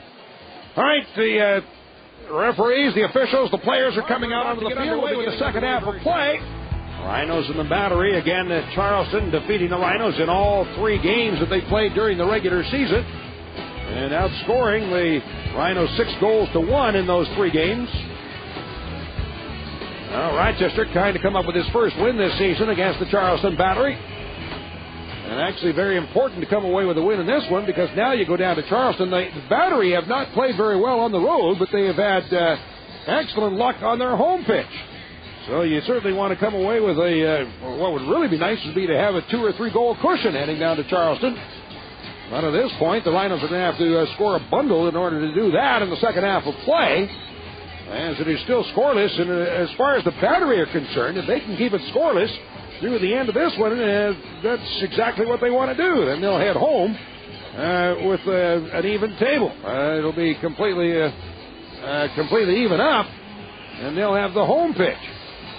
So certainly for Charleston, it's try not to let Rochester score. For the Rhinos, it's try to score more than 1. Well, the Rhinos now will be attacking the net to our left, and Charleston will be shooting on Scott Battle down to our right. Rhinos are in their huddle, their own side of midfield. As I look it over, I'm doing Joe's job and trying to see if there's any changes. I don't see any changes at this point. Listen, I had to suffer through a halftime with Soccer Sam, so give me a little bit of slack here, my man. I am. I'm doing your job for you. Thank you. Thank you. It's about time after 30 games. You finally got the hint. All right, here we go. Kickoff to be taken by the Battery. Scoreless still. The Rhinos did outshoot Charleston in that first half, 6-2. And here we go. From the kickoff, Fuller plays it to the outside of the right wing, but that's behind Williams and out of bounds. Throw in for the Rhinos from their own 35 on the near side. Birch in the middle. Smith has his challenge there, drops it back. Vallow will send a roller away, but that one snuck through and out of the near wing. Williams off into the middle. Settled forward by Alonso. And stepping in is Antunes to block it forward out near midfield. And Earls comes away, gives it out to Delicate up the left wing side. Back in the middle for Danny Earls. 35 yards out. As Delicate turns, but the ball dropped back by Earls to Menyonger. It's Tiger. Menyonger in the middle once again to Tiger. 35 yards out. On a give and go to Delicate. Tried the return pass. However, his tip on the ball was too much. The ball hammered away. Out toward midfield. The Rhinos, they want to get something going right at the start of this second half. Put Earls Charleston lays under it pressure. forward. Menyonger down near the end line as he's watched closely. And Nyman blocking. The ball to the end line is out over the end line. A goal kick for the Charleston battery. It's good to see Menyonger, though, trying his fancy footwork and trying to open things up and start right away for the Rhinos. I think they at least need to get a goal going into Charleston. 0-0 would be a very difficult situation to address when you went on south to Blackbud. So Hudak will take the goal kick. 47th minute, no score. Right footer out through midfield. Stepping up Birch, but he's blocked away from the ball, and the foul is called on Fuller, so it'll be a free kick for the Rhinos just to their own side of the midfield line. And interesting conversation with Mauricio Salas at the half. How was Mauricio doing? Pretty good. You know, he's very, very disappointed, of course, about not being able to play, and I don't think many understood that he was playing probably a good 5 games where he was playing injured, and should not have been playing. Finally, they found a break, but so he did very well for playing the way he was playing injured. He was doing very. Absolutely, that's a huge loss. Handed away out of bounds. And the other one you mentioned earlier, Zay Roberto, also being out injured. He's on crutches after having his surgery. Another huge loss. Cross out to midfield. Charleston dropping him back in the middle. Left-footed through midfield. Birch turning back as he's bothered by Patterson. Birch able to lay it back in the box for Vallow. He'll first time it away out of the far wing. I got to give credit to Birch and Patterson. They have not given, or Birch and Smith, they have not given Patterson any sort of room whatsoever to try to get that speed into the game here. They've been tight marking, winning the ball quickly, not giving them a chance to turn and do anything. Throw in off the left wing side for the battery. 48th minute, no score. Wilson to take the throw in. Goes on the far end of the box, trying to sneak it through to Fuller. That blocked to the end line and then out over the touch line, that is, on the far side. So it'll be a throw in for the Rhinos from their own 15 on the far side, and Ball with the throw in. He's getting pretty good distance on those throw-ins tonight. He's got the wind. Is it at his back? I can't tell. I think it is at his back. Nifty spin around by Menyonger, then played off. Palguda will switch it all the way up on the right wing side to Krummelmeyer, and the Rhinos have it down to the 35. Cross down along the 18. Delicate up, but couldn't reach it. Locked away out of the box, carried forward by Alonso, and the battery now out to midfield. Adamanu on the right side, Birch chasing. Adamanu up the right wing, trying to draw it down inside the box. Gets a shove from Birch to the Birch. Knocks the ball away, but Adamanu has it again. Lays it on top. There's a pretty big crack of the ball by Alonso, and he misses wide. And now a foul is called on Ball. And Ball is going to get the yellow card here in the 49th minute. You knew it was a matter of time before the cards come out. And good ball, good work by Alavanya down this near side. Plays it back in the middle. And was there contact? Yes, but was it 50-50 challenge on the ball? Tough to tell, but we'll take a look here as Alonso gets the shot off. There's contact after the shot is taken, so I don't know if that's... let's see, the shot's taken there, ball comes in, no impact whatsoever on the shot going way wide. But Charleston, I believe this is their third excellent opportunity that's dead center. All right. About 23 yards out, a little bit to the right of center. Armstrong backing up, a left-footed kicker. Big wall out down along the 16. Armstrong, but now it's taken by Alaveno. Goes forward and punched away by Vallow. He ends up back in the net, but does punch it all the way out of the near side. A great save by Scott Vallow. Wow, was it ever. He thought he was a little late getting there, but still, beautiful save. Great shot around the wall. Vallow gets there, punches it away. Nice stuff by Scotty Velo. Knocked down along the 18, and ball gets the left foot on it. He'll hammer a high floater out toward midfield. Blocked forward by Tiger, but spinning around, taken away by Fuller, and the Battery have it dropped off there, and Burch recovers. The Rhinos have it. Into the middle for Ross Smith along his 20. Looks upfield with the right foot, but blocked away by Oliveno, and rolling down over the end line. It'll be a goal kick for the Rhinos. Sponsors of these broadcasts include AT&T Mobility, your world delivered. Food Link, Abundant Shared. Him by 20-Toe Photo, official photographer of the Rhinos. You can find him at 20tophoto.com. That's some scary moments. And again, Charleston, as far as flow and knocking the ball around, not really making much happen. But if they get these restarts like they are, they're going to be a very happy team. Al Good up the left side, but is blocked forward off the shoulder of Nyland on the right wing to Patterson. Drawing it down to the Rochester 15 along the near wing, watched by Birds. Switching back to the right foot, breaking for the end line. Palguda steps into the ball, blocked out over the end line off of Palguda. A corner kick for the Battery. That's where Patterson's dangerous, when he gets defenders flat-footed and he makes a quick feint to the right or left. That's when he can blow right by you. And good double team work there from Palguda, helping out Kenny Burts. Corner kick, right wing side, left-footed kicker. Looks like that's Armstrong. He'll put it in, and here comes the shower of streamers in the corner. He got off easy tonight. Normally it's a lot worse than that. He picks up one of the rolls and throws it back into the stands. Doesn't he know he's going to get it right back when he does that? And there it comes. And there's another one. And another. All right, he's going to do a little housekeeping, clean up the corner kick box. Yeah, Armstrong's going to take his time. And really, if you start thinking about this thing, it's just going to slow the game down. It's going to really benefit Charleston now. Absolutely, yeah. If this continues. Maybe a couple here and there, but the flow of it needs to stop. All right, left-footed kick by Armstrong for the back post, and it bends out over the end line. Goal kick for the Rhinos. Yeah, certainly it's to the benefit of the Battery to come out of here with a scoreless draw. And, it's just going to stop the flow of the game. Rochester, it's fun and dandy to throw a couple out there, but just a non-stop barrage. Really, Armstrong's fine with it. He'll take all day. Talked about Charleston really going very solid against Rochester during the regular season, but the Rhinos really turned it around since that point. 9-5-4 in the final 18. Ball feeds into the corner for Krummelmeyer. Looking for a cross down along the 6, but that's kicked away. Tiger got a foot on it, far corner of the 18. Tiger turning back with the ball, being chased there by Fuller. Off the right wing. And there's a cross by Earls, but blocked away and out of bounds.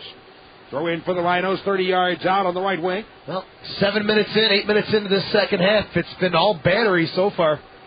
It's been Charleston and Rochester's half of the field. Tiger very upset with something, a big There's the going to the end line. Tiger turns around, comes away with the ball, left-footed cross down inside, headed up in the air, and Delicott blocks it for it, gets a right-footed kick, but that's blocked away and on top. And Tunis to the outside of the near wing for Palguda, off the left wing to the corner for Earls. Watch closely. Earls controls to the end line. Drops it back up top. Palguda with a cross down inside, but blocked away and carried off by Nyland. He'll first time it out through midfield. You hope Delicott gets another look, because he works so hard to end on a note like that. I hate to see Delicott end it. Locked away. Almost Delicott got away, but that's blocked aside again. And a dangerous play there on the part of the Rhinos is it'll be a free kick for the Battery. Their own 30 off the left wing side. Delicott, it's not fair sometimes, but again, he puts so much effort into the game. And, it'd be good to see him rewarded with an opportunity and a finish after that tough way to end the first half. No score at Paytech, 55th minute. Hudak with the right foot. Drives it out through midfield. Spun off of the far wing. Headed back toward the middle. Tiger coming in behind. Gets a hold of it. To volley it out toward midfield. But Wilson is there, and he'll volley it ahead down to the Rochester 20. Now good at blocking. Out on the near wing. Rolls it ahead up the left wing side for Earls. As he's challenged there, is blocked away into the stands by Nyland. And a throw in for the Rhinos. No intent there to play much of the ball. Nyland just wanted to take a run at Earls. And, again, it's getting feisty out there.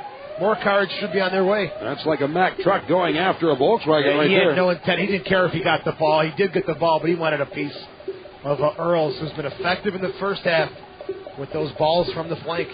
Hudak with the ball inside of his 18. A right-footed volley kick. Side volley out through midfield. A high floater coming down. Blocked forward by Olivenia to the outside. Armstrong turning back at midfield. Lays it back, and Retta puts it up into the stands. Or not Retta, but Nyland. So a throw in on the near side for the Rhinos from their own 35 to be taken by Palguda. 57th minute and no score. Now Gouda up the wing, quick forward by Delicott. That's blocked along the near touchline, headed away off of Delicott, and now throw in for the Battery. You look at some of the faces and the expressions of the Rhinos. To me, they look they're getting a little frustrated trying to crack this Charleston team. They just got to stay positive, come with some more pace and energy. Well, you know, even though the Battery struggled down the end, you have to realize that this is an awful good squad. They took DC United to the finals of the U.S. Open Cup. There's no slouch. They're a very solid team. You know, they had a stretch where they weren't doing so well in that second half of the season, but Palguda mentioned in the morning paper today that maybe they were focused on this U.S. Open Cup. Long chip downfield. Delicott up, couldn't quite reach it. Retta turning back with the ball, lays it back for Hudak. Has the first time it away and does. Coming down, out toward the center circle, headed ahead to the midfield line. Now Gouda gets a nod on it to drop it back for Burtson, and he'll lay it all the way back down to Vallow inside of his 18. And again, you've got to mention that just cancel out those 30 games. It's a whole clean slate. I think Anheuser has done exactly that with the Battery. Earls dropped it back, but right to Alonzo. Battery have it on the right side, ahead for Armstrong on the near wing, turns back, sneaks the ball through.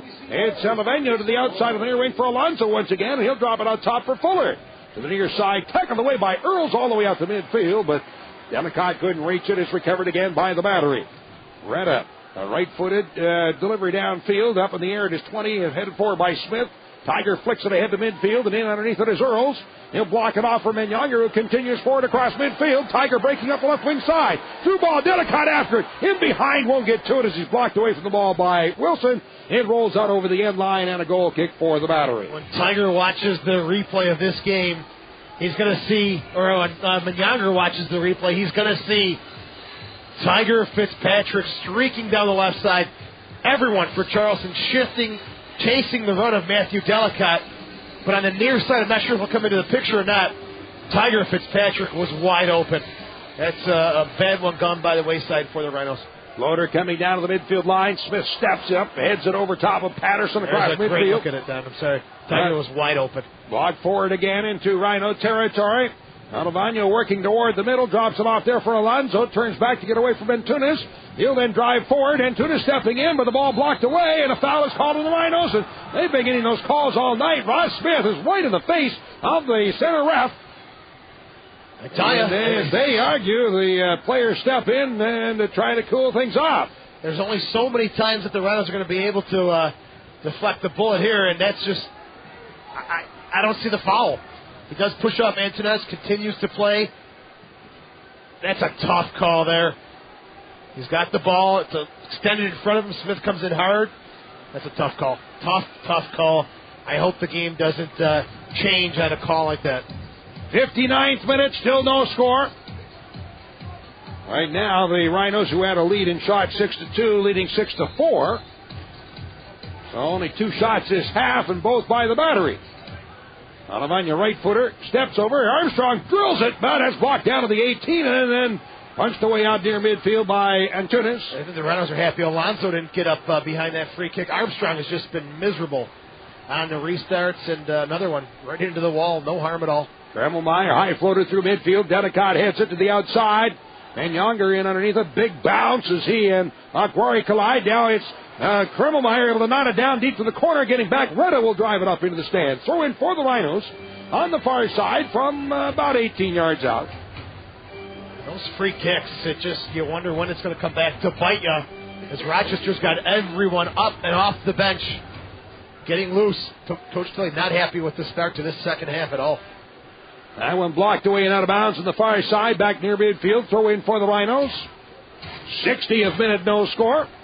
Just think the midfield presence, Antunes, Tiger, very soft tonight on the Rhinos' behalf. Headed up in the air by Wilson, coming down around the 35. That's volleyed forward. Ottavano will kick it downfield.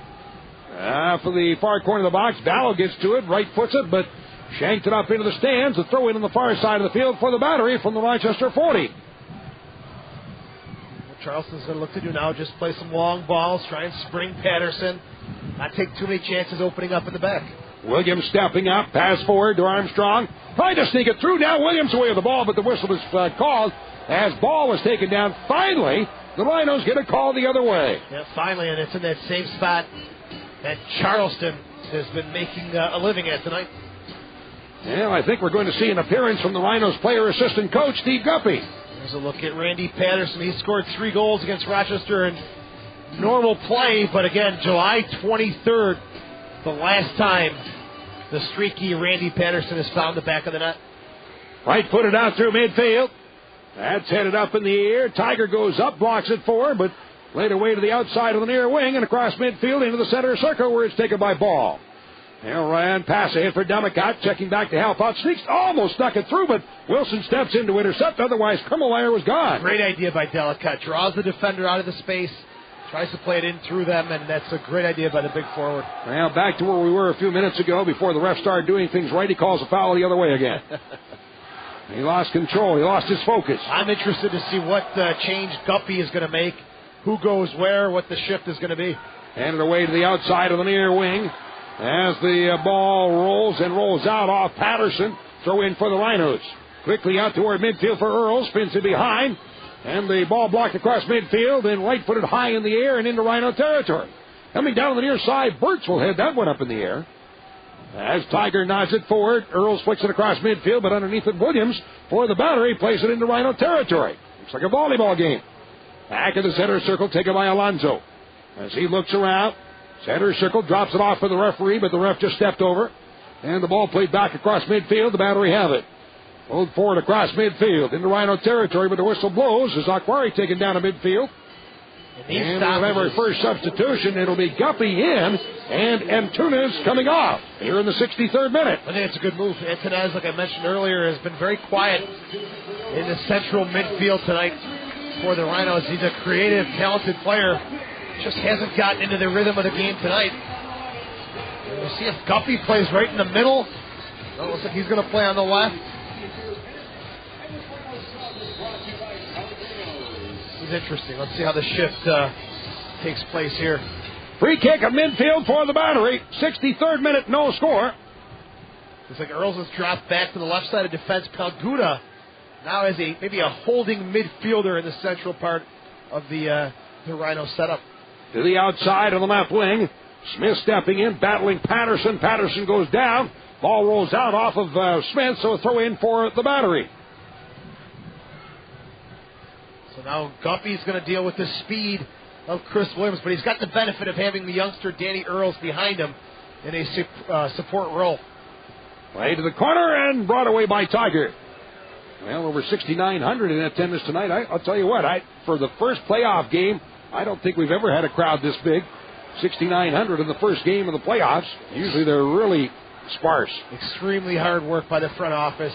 Brought forward by Guppy, overlapping as Earls as they get back to their usual thing. Now Earls to the end line, looking around, drops it off for Guppy, and a left-footed cross from the back post. Up goes Delicate, hit ball off the crossbar, off the hands of Hudak, and up over top of the net, as that was almost tipped in under the crossbar by Delicate. Well, you see what Guppy's going to bring to the game. It's going to be overlapping from Earls, laying off to Guppy, and it's good to see Delicate get back in the game. And Hudak, I just don't understand what's happening with his grip tonight. I'm not sure if that's a tip or it slips through his fingers. Take a good look at it here. Yeah, it slips through his fingers. Guppy will take the corner kick. Right wing side, left-footed kicker, in-swinger. Continue putting the ball right in the mix. Let Hudak deal with it. He's dropped a couple tonight that have been routine saves. Guppy set. Serves it up. Down in the middle of the box. Headed away and out by Fuller. But in underneath it, Krummelmeyer. And it's blocked away out of the near side, carried forward by Earls. He chips it in the air, but up over top of the net. It'll be a goal kick for the battery. Sponsors of these broadcasts include Free Time Magazine, Western New York's Art and Entertainment Guide.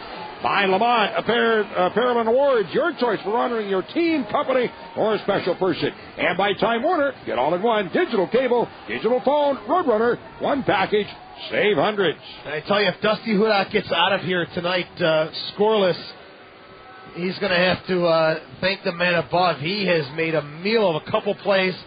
Lucky that it's not at least one behind him. He's been off his game, to say the least, tonight. Now Guda to the outside of the left wing for Guppy. Drawing it back for Earls. Cross midfield. Looks around, no room, so he'll lay it back to his own side of midfield for Birch. Roller ahead for Palguda. Back to Birch once again. To the outside for Danny Earls. Looks upfield. Plays it back for Birch. Rhinos a little keep away at the moment. Off into the center circle for Menyonger. Turns it ahead and across midfield. And Younger looked to sneak it through, but blocked away and out by Fuller. Throw in on the near side of midfield for the Rhinos. 66th minute, no score. Tiger stumbles, goes down, gets back up, still has control. Sneaks a pass ahead for Guppy. Drops it back and Earls a chip up the left wing side. That's headed in the air underneath it Menyonger, but headed away by Fuller. And the ball played by the battery out near midfield. Alavano settles it off the chest and a pass off into the middle, carried forward by Alonso. Through the center circle into Rhino territory. Alonso switching to the outside up the left wing and moving up to help out is John Wilson. Watched now by Kremmelmeyer. Wilson looks back to the middle. Right foot across down inside. At the 18, put it high in the air out toward midfield by Birch. And headed aside, Wilson has it again for the battery. Drawing it down to the Rochester 35. Tackled away momentarily, then blocked by Smith. And the ball recovered by Alonso of the battery. He's bumped by Kremmelmeyer, but still has it. Back to the midfield line, into the center circle for Fuller. Looking around, Fuller challenged there by Delicate. Turns and drops the ball back. To the outside on the left wing. Feed forward Alonso to the outside once again for Wilson. The Rhinos need to push some players up into that space. Start closing the gap down. Don't give Charleston this much time to knock the ball around. Close the gap. Get your shape a little tighter. Kremmelmeyer rolls it along the far touchline, and the battery get to it. That's played out to midfield, but recovered well. Still controlled by the battery, and a pass off in the center circle taken by Alonso. Fuller, but pass intercepted, carried forward by Guppy. Great anticipation. Pass ahead from Younger, 30 yards out. Drops it off for Guppy. And he'll chip it out to the outside on the right wing. Kremmelmeyer after it. As he's blocked, ball rolls away to the end line. Kremmelmeyer taken down. Alonso coming over, having a few words for Kremmelmeyer. The referee coming over also as the ball is thrown away and out of bounds. Yeah, that's no foul there, but I think great vision by Steve Guppy to spot Kremmelmeyer making that overlapping run. What's a little disturbing, though, is Delicate. He's got to get into the box and be an option. He's about 6 yards away. Kind of hesitates to make his run into the box. You can see it right here. He's got to get in the box for Kremmelmeyer to serve the ball a little bit quicker. That may be the delay there that led to the contact from Wilson on Kremmelmeyer. So that's a tough one. Hopefully it's not a serious injury for Luke Kremmelmeyer. Looks like it's knee-to-knee contact. Yeah, he's up and all right. 68th minute, no score. I'm not sure why Alonso's got to throw his 2 cents in there. There's no way that Kremmelmeyer is faking an injury. Well, Fuller and Tiger doing a little pushing at each other again. The ref stepping in between them.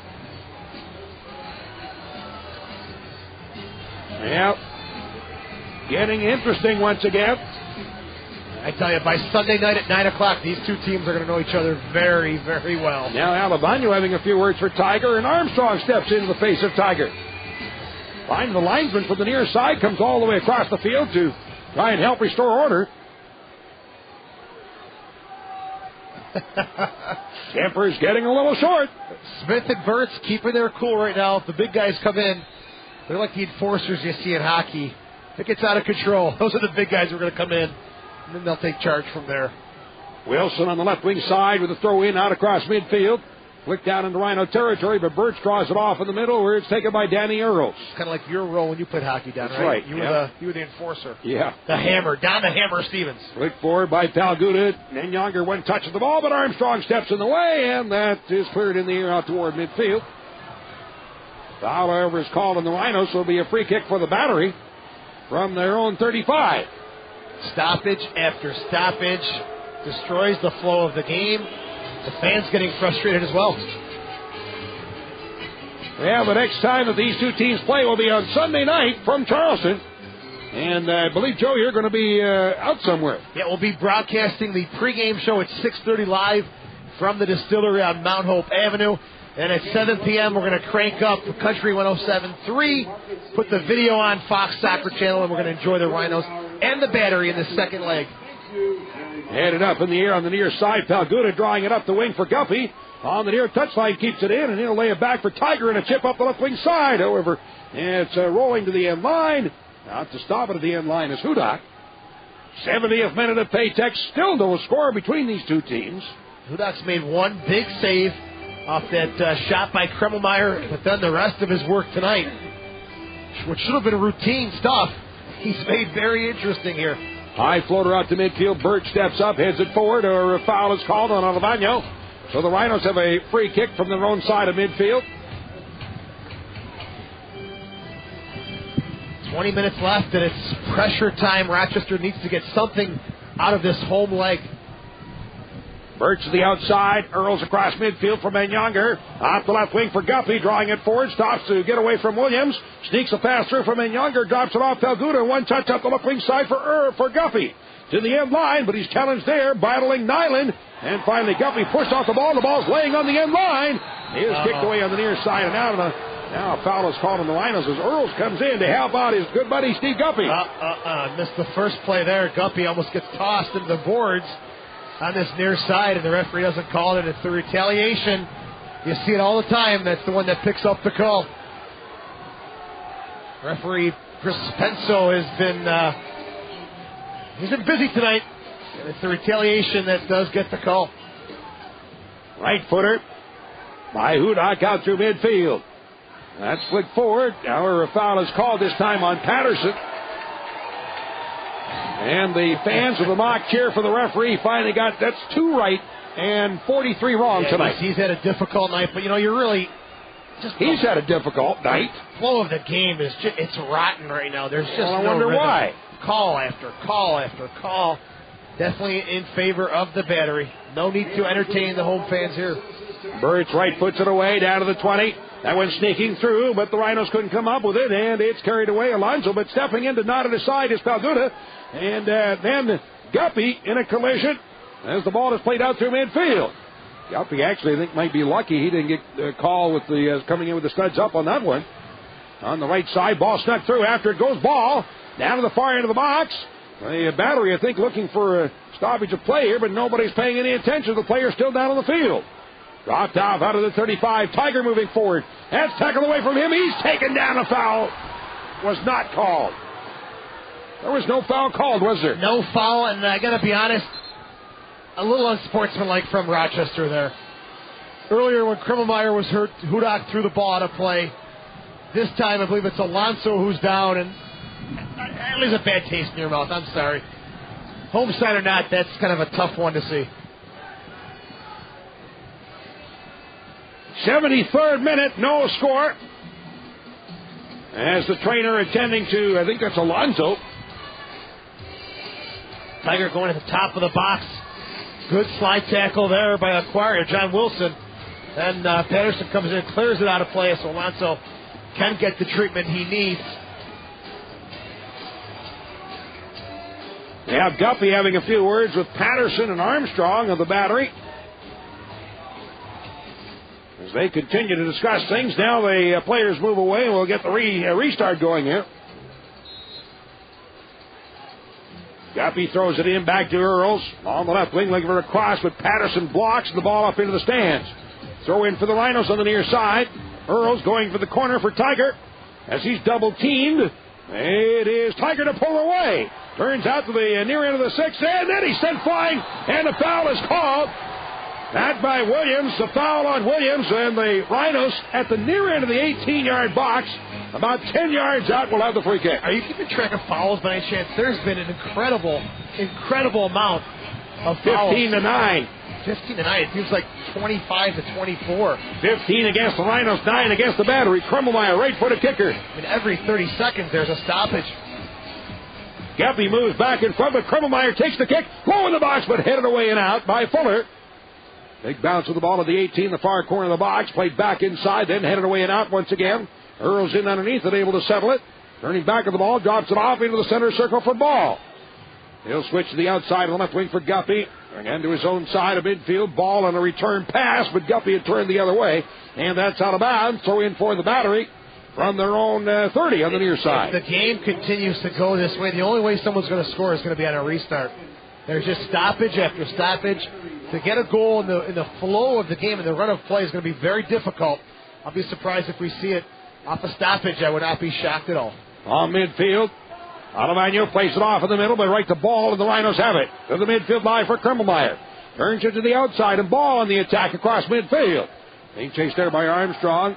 Switching back. His pass over, deflected away. Fuller to the outside for Armstrong once again. We're into the 76th minute, and still no score here at Paytech Park. This is game one of the two-game total goal series. Earls drawing it forward, ahead to midfield. Alguda looks around, drops it back. Burt's again to the outside of the near wing, and up the left wing is Earls out to midfield. Pass through to Delicat. Turns it ahead, trying to get away, grabbed onto, but gets away once again from Alonso. To the 20, works toward the middle, still has it. Delicat, right footer, but blocked away by Fuller, and the ball recovered by the battery. Carried forward by Armstrong, off toward the midfield circle. Stepping in, Delicat bumps it, however, it's Alonso, and the ball recovered, maintained control by the battery. Stepping up, however, knocked away by Birch, and the Rhinos have the ball back. And Birch didn't bite on the fake, the dummy run there by Patterson. Birch held his ground, able to knock the ball away. Off the left wing, Hines across midfield for Menyonger to the outside for Guppy. Ball on the near touch line. And so Earls overlaps and gets a pass, but blocked away. Ball knocked out, throw in on the near side for the Rhinos. The substitution coming up. Ball is actually coming off, and Hines is going in here in the 77th minute for the Rhinos. And Hines, he brings a lot of excitement to the table. He's come to Rochester from Harrisburg. Their season ended there. This is a guy who can play all over the field. It looks like he's setting up at right back, but look for him to really push forward and get heavily involved in the attack. When do you have 8 or 9 goals as a defender in Harrisburg? He actually played striker, defender, midfielder. He did it all for the city. But I understand that quite a few of those goals came from his defensive position. So let's see him recreate the magic on those overlapping runs here. They need it. They need it tonight. Now with Earls on the left back and Hines on the right side, they can overlap from either side. Yeah, there's no excuse not to get those players involved in the attack. Youth, they're fresh, they're young, and a lot of pace. Armstrong to the outside of the left wing. That one deflected away and out. Throw in for the battery on the far side of the field. Looks like we'll see King coming into the match for the battery. That'll be a first sub of the night for Charleston. Still available for the substitution for the Rhinos. Greger, Sievers, Bonsu, and Marcina. King has got some speed. He's had a nice second half of the Stepping in to take it away. Neat job there by Tiger. Brings it forward down to the 25. To the 20. He'll sneak it to the outside for Guppy. Across roller, but right into the foot of Nyland, pounded up in the stands, and Guppy a little upset with himself right there. Sure is, because you know that Steve Guppy's got so much more quality than what he had there. It just didn't come off his foot the way he wanted. Substitution. Alavano out. King is in the 78th minute. This is a bit of a gutsy move. King is an all-and-out forward who can attack. Alavano's kind of held back in the midfield tonight. King will just drop behind Patterson a little bit, but he may look to get forward just a bit here tonight as well. Earls with a throw in short to Fitzpatrick. Tried to sneak it through, however, intercepted. Dropped off and played away and out of bounds on the near side. Throw in for the Rhinos, 35 yards out.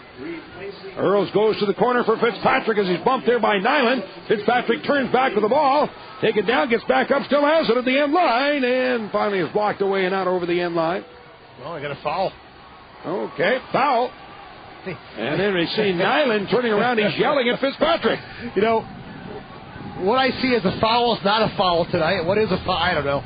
I just don't know where to go with this one tonight. The referee's right there. He's got a better look at than we do from here, I guess. We'll leave it at that. Krummelmeyer, right-footed kicker. This is like a corner kick off the left wing. 79th minute, no score. As they break, ball put down, back post side, and blocked away and out over the end line. A corner kick the other side for the Rhinos. Choppy play, restarts are going to be the key down the line here. 11 minutes left.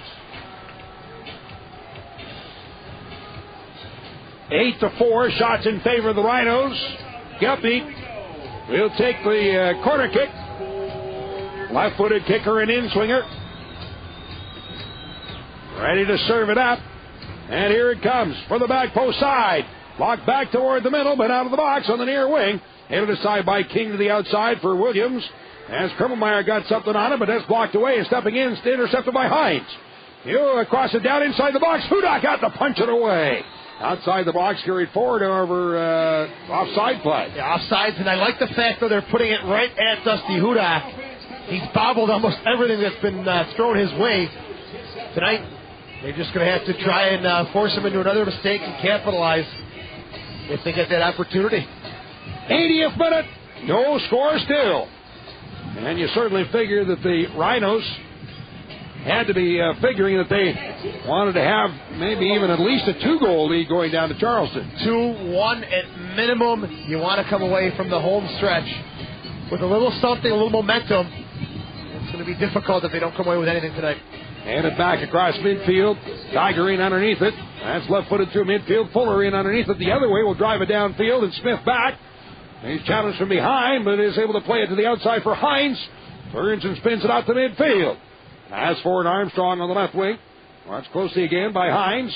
Drawing toward the middle. Pass through the center circle to the near side. We're moving up on the play is Nyland.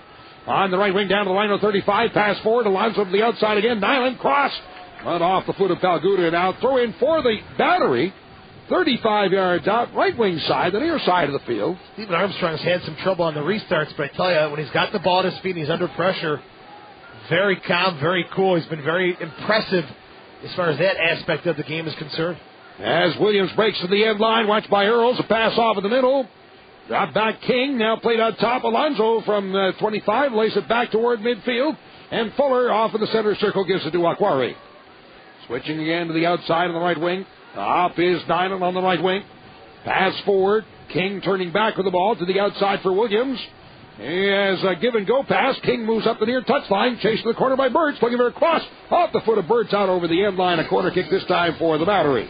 That's Kenny Birch, a central defender, coming way out to the flank to defend Aaron King. And I'm surprised that King, with the fresh legs and some speed, didn't go 1v1 against Kenny Birch. Decided to play it in right away. And that was a bit of a surprise choice from the substitute. 82nd minute, no score.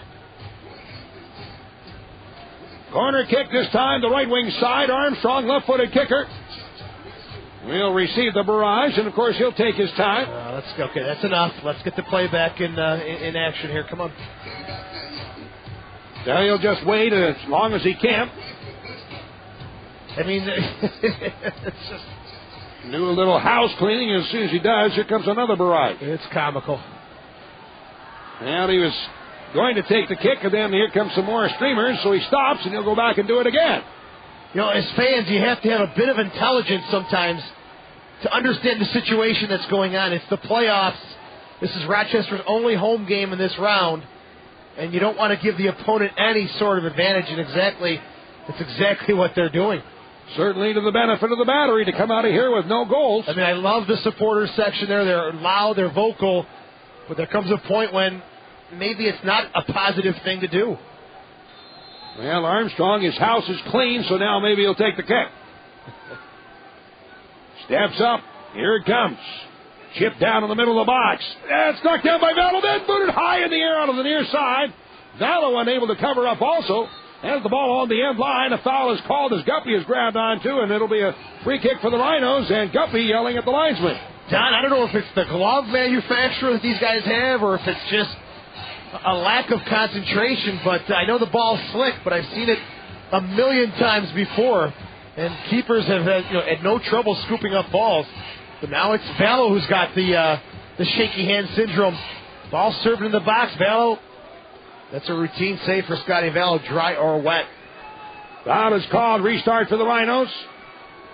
And Younger being bothered there by Alonso. Drops the ball off. Finally, Palguda will go long to the right wing side. Krummelmeyer up, but it's headed away by Wilson. And the ball pounded out of bounds on the far side. Throw in for the Rhinos just across midfield on the right wing. 84th minute, no score. Hines moving up for the throw-in. Ryan Hines deep to the corner for Krummelmeyer.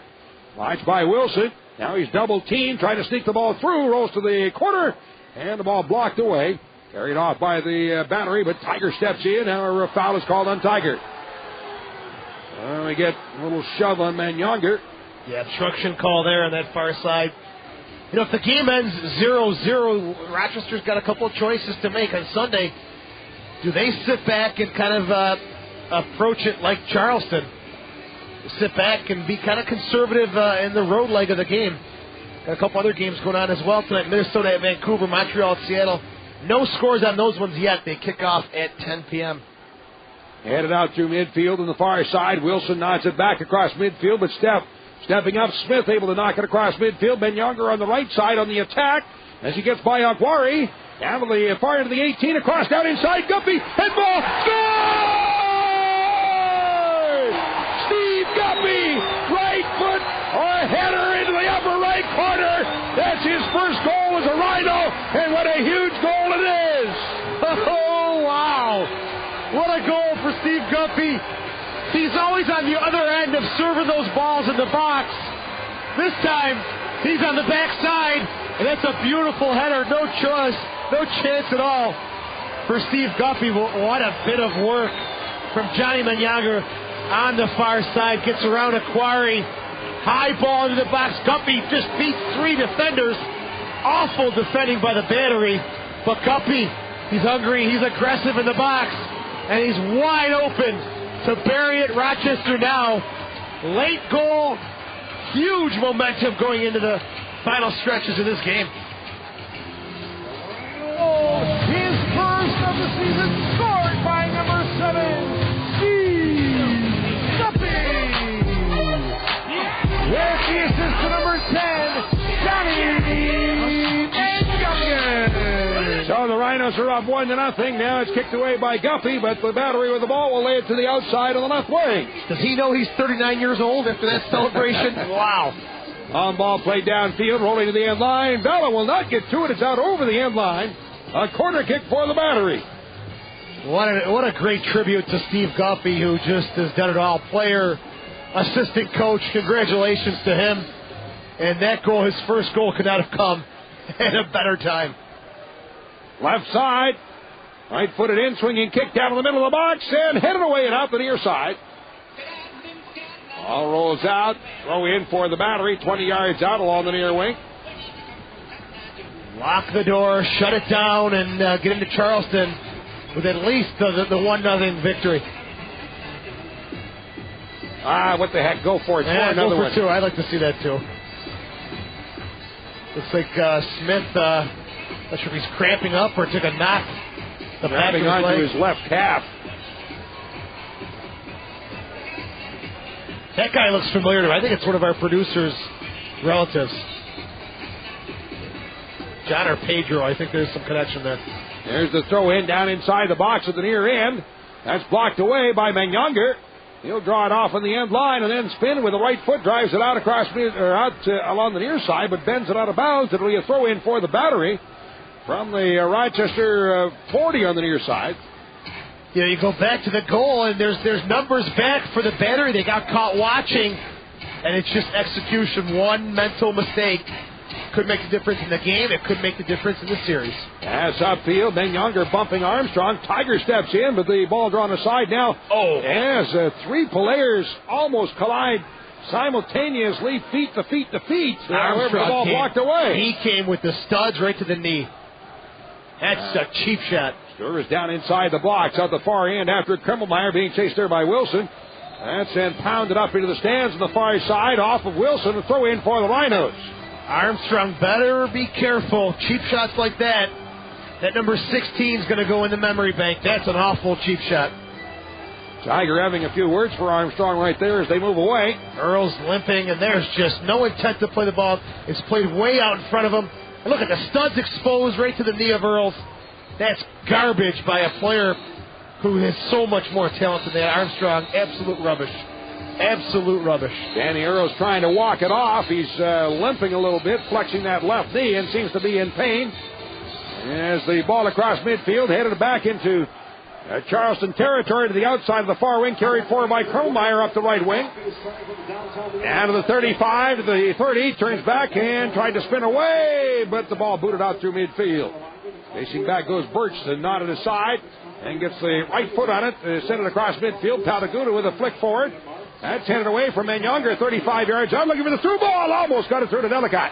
That's blocked forward, Deli has it, 20 yards out, left-footed kick in, he scores!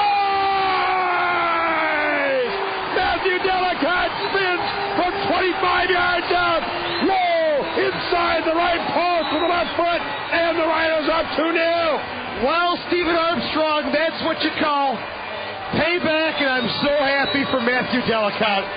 He missed that opportunity earlier when he hit it off the crossbar. He makes it up.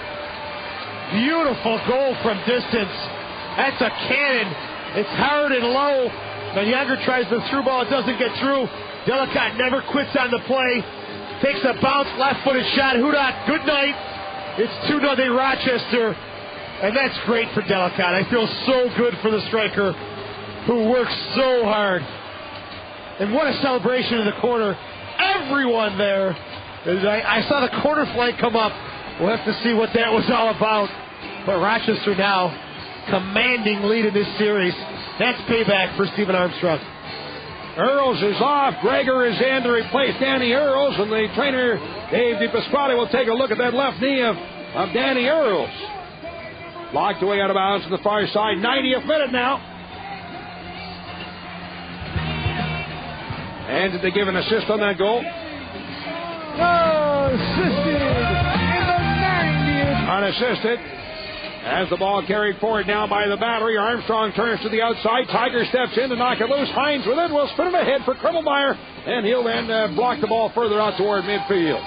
Taken back again by the battery. We're in stoppage time. Did you catch how much additional time? I think it's 4 minutes, and wow, what a finish to this game. Unbelievable. And you only wanted to go for one. Yeah. There's the celebration. Kenny Burts takes the flag out of the corner. And it looks like it's the knighting ceremony, the knighting of Matthew Delicott. Unbelievable. Ball brought forward, but a foul is called as Alonso taken down. Restart for the battery. And the yellow card is issued. Who's the issuing the yellow card? Must be to Burts. Looks like Burts, and unfortunate that he gets something like that. Doesn't need to pick up anything like this.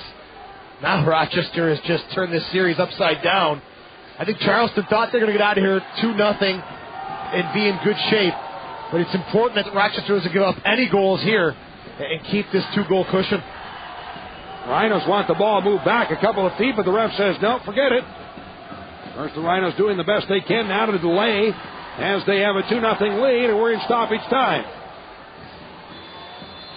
There's the service. And actually a goal for the frame, and Bello blocks it away. It spins out over the end line, a corner kick for the battery. He makes a good choice there. He had some trouble with that earlier one. This one he just punches away. Corner off the left wing side. We're in stoppage time. Rhinos up 2-0, having scored in the 86th and the 90th minutes. Goals by Guppy and Delicott. Left-footed kick off the corner. Down in the middle of the box. Headed away out. Racing back for it goes Williams for the battery. Drops it off in the center circle to Aquari. Turns into the right wing side. Williams forward.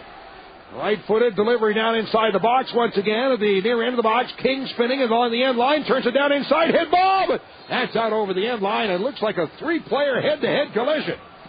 Three players. It looks like two of the Rhino players are down. Smith and looks like Delicott got the worst of it. Well, three players up in the air all at the same time. Two of them Rhinos. And Scott Dowdle very quickly calling over. He might have heard the heads thumping together. Oh, it's not Smith. It's definitely Delicott. I can't tell who the other Rhino player is.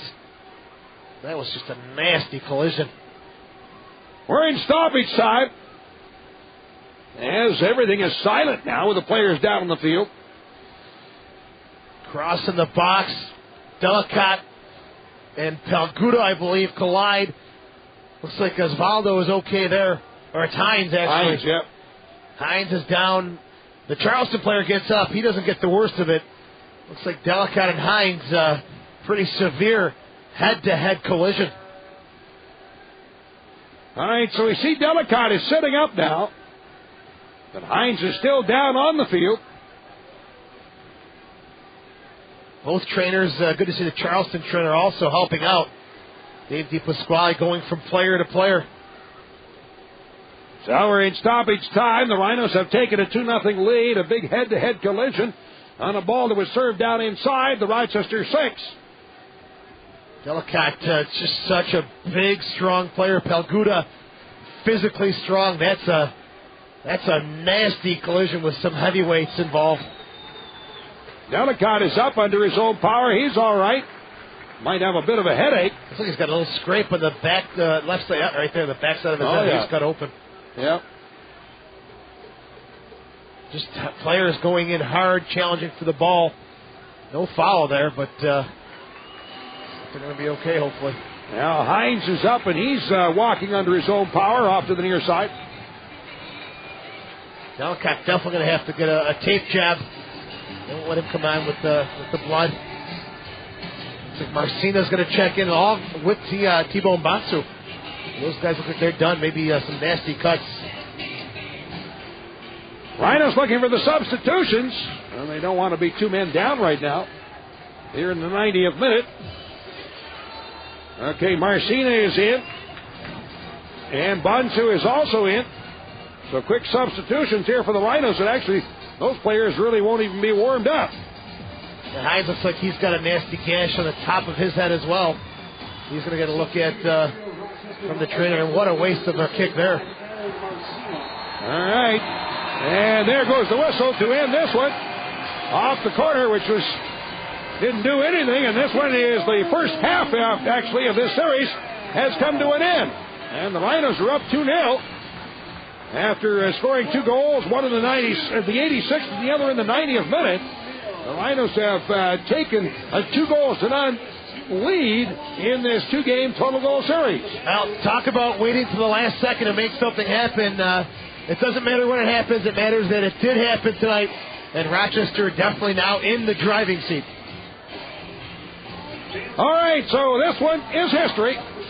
Call it the first half of the 2-game series is complete. Final score tonight at Paytech Park. The Rochester Rhinos 2, Charleston Battery. The Connolly Printing Company is a proud supporter of the Rochester Rhinos. Just like the Rhinos, we at Connolly Printing continue to strive for excellence.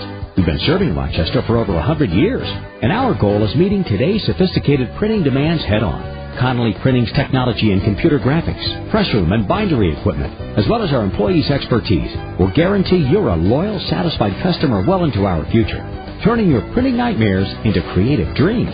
Connolly Printing, 426. Location as the Rhinos have defeated, well, if you want to call it that, in Game 1, defeated the Charleston Battery 2-0. But I guess more correctly have taken a 2-0 lead in this 2-game total goal series in the first round of the playoffs against the Charleston Battery. And how important. We thought that the way things were going, it sure looked like, Joe, that it was going to end up in a scoreless draw, which would have been a huge advantage, I think, for Charleston going home on Sunday. I think for 85 minutes they thought, okay, we're going to go back, no score. But, 85 minutes really of just stop and go, no flow, no rhythm to the game. The Rhinos didn't do anything for 85 minutes. Charleston sat back. But the last 5 minutes, exciting stuff. And Rochester's got a huge opportunity now going in with a 2-goal lead. I know we were watching the Charleston players and coaches and that, and they are, you know what, they're a team in a little bit of upheaval right now, I think. Yeah, there's players who actually walked off the field. They didn't take part in the cool-down. They were called back to come on the pitch. Mike Anhauser was screaming with Nelson Aquari. He was probably one to blame on the Guppy goal. And then Dusty Hudak's throwing bottles around. So they're going to have to really get focused, get back on track. They don't have a lot of time to fall apart here before Sunday's game. They just haven't been able to figure out what's happened here in the second half of the season. It's got to be a huge frustration for them. But you have to remember now that they have really not played well on the road. However, they have played very well at home. They played well at home, but it's a whole different situation. You've got to carry over what happened here tonight, and you've got to score 2 goals, not give up any. And that's going to be tough to do. Rochester now, they can go into Charleston, not open up anything, make it as ugly as they want, and get out of there and win this series. Charleston, 85 minutes, almost accomplishing their goal, but taken away, just stripped away completely by Guppy, Delicott, and the Rhinos. All right, let's check it out, what happened in tonight's game. The first goal was not scored until the 86th minute when the Rhinos player assistant coach Steve Guppy scored his first goal as a Rhino. And what an appropriate time to score a goal. Guppy with his first, the assist to Men Younger, and a 1-0 lead for the Rhinos over the Battery. Well, they added another one, even though Joe wanted to stop at 1. They did add another one in the 90th minute on a great strike from about 25 by Delicott. Sneaks it down inside the right post, the lower right corner, and the Rhinos move out to a 2-0 lead. Delicott scoring unassisted, and that ended the scoring here tonight. Looking at the statistics Unofficial stats tonight, 10 shots for the Rhinos and 6 for the Battery. Rochester out shooting Charleston by a 10-6 margin. Corner kicks, 4 for the Rhinos and 6 for the Battery. And offsides, Rochester had 3 and Charleston 2. And look at saves in the game. Vallow was credited with 2, and Hudak also credited with 2. And Danny Earls got 1 very big one. And then fouls, 18 against the Rhinos and 12 against the Battery. 30 fouls total in the game. Unbelievable. And that's what Joe has been talking about all night long. The no flow to the game with all of those whistles and all of those fouls being called. Yeah, it was at times ugly to watch, but it's playoff soccer. You get a mixed bag. You're going to see some exciting times, some conservative times. You saw it all tonight. But the fans that are going to leave here tonight, all they're going to remember, I think, is the 5-minute finish where Rochester put in 2 goals. And certainly the Rhinos now are going to feel that they do have an opportunity to come out on top of the Charleston Battery, but coming into tonight, they really had to question it being 0-3 this season against the Battery. But let's not forget, regular season done in the past. I'm sure Tilley's got the mentality that, hey, it's a fresh start. Everyone is undefeated right now. And he's got these guys believing, confident, sky high. All right, let's run through these awards tonight. First of all, the save of the game, which is brought to you by Lamont Awards and Apparel, your choice for honoring your team, company, or special person. Low corner kick in the box, blocked away, that's headed off the line by Earls at the back post. Oh, man. Earls in the right spot at the right time, and as that was headed for the corner, he headed it away. Now the Rhinos bring it upfield. So Danny Earls with the save of the game. Well, the goalkeepers each had a couple of saves, but still that was just a tremendous save, a huge save tonight for Danny Earls. Played an excellent game defensively. That's exactly the reason you have players covering the post. If the keeper comes off his line to challenge the ball, and there's a chance that the ball does get behind your keeper, you've got coverage, and it was just displayed to perfection there by Danny Earls. Tonight's sub of the game selection is brought to you by Pellegrinos. Always fresh, always fast, always delicious. Sub of the game. That's a difficult one. Let's take a guess. 39 years old, scored his first goal of the year tonight. Need I say more? It's Mr. Steve Guppy. Congratulations. Great goal tonight, and good to see him be rewarded for his hard play. All right, so Guppy with the sub of the game tonight. The Excellus play of the game, which is brought to you by Excellus Blue Cross Blue Shield, helping you achieve your goals. Ben Younger on the right side on the attack as he gets by Aguari. Down to the far end of the 18, across down inside, Guppy, head ball, scores! Steve Guppy, right foot, a header into the upper right corner. That's his first goal as a Rhino, and what a huge goal it is! Oh, wow! Well, not much question about what the play of the game was there tonight, as Guppy scores in the 86th minute, putting the Rhinos up 1-0. Power Trip Player of the Game, which is brought to you by Power Trip. Get in the game. Dusty Hudak. He was awful tonight, just bobbling balls, and those didn't cost him, but the other two sure did. Player of the game tonight, Earls. I think Earls played well tonight. He worked so hard, took a physical beating. He served some dangerous balls in the box. I liked what I saw from Danny Earls this evening. The one that I really liked tonight was Tiger Fitzpatrick. Yeah, another good choice. He was in the middle of all the action. He's another one who took some beatings, and when he took it upon himself to possess the ball and go at players, Tiger was very solid tonight. All right, and you talked about Delicate. Of course, there's Guppy. There's, when you win, there's always a lot of choices. Absolutely, Delicate. He kept focused. He missed that sitter off the crossbar, and I was hoping he would get another chance. He sure did. Very happy for Matthew tonight. All right, then the Paytech call of the game, which is brought to you by Paytech, personalizing personal communications. That's headed away from Younger, 35 yards out, looking for the through ball. Almost got it through to Delicate. That's blocked forward. Deli has it 20 yards out. Left-footed kick in. He scores!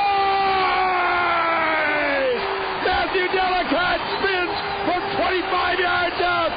Low inside the right post with the left foot, and the Rhinos up 2-0. All right, a huge goal that was, and And, 1-0 going into Charleston is one thing, and certainly would have been a huge goal for the Rhinos, but to go in 2-0 is even huger. Yeah, it changes the whole complexion of what Rochester has to do and what Charleston has to do now. The Rhinos, they're the away team. They can be conservative.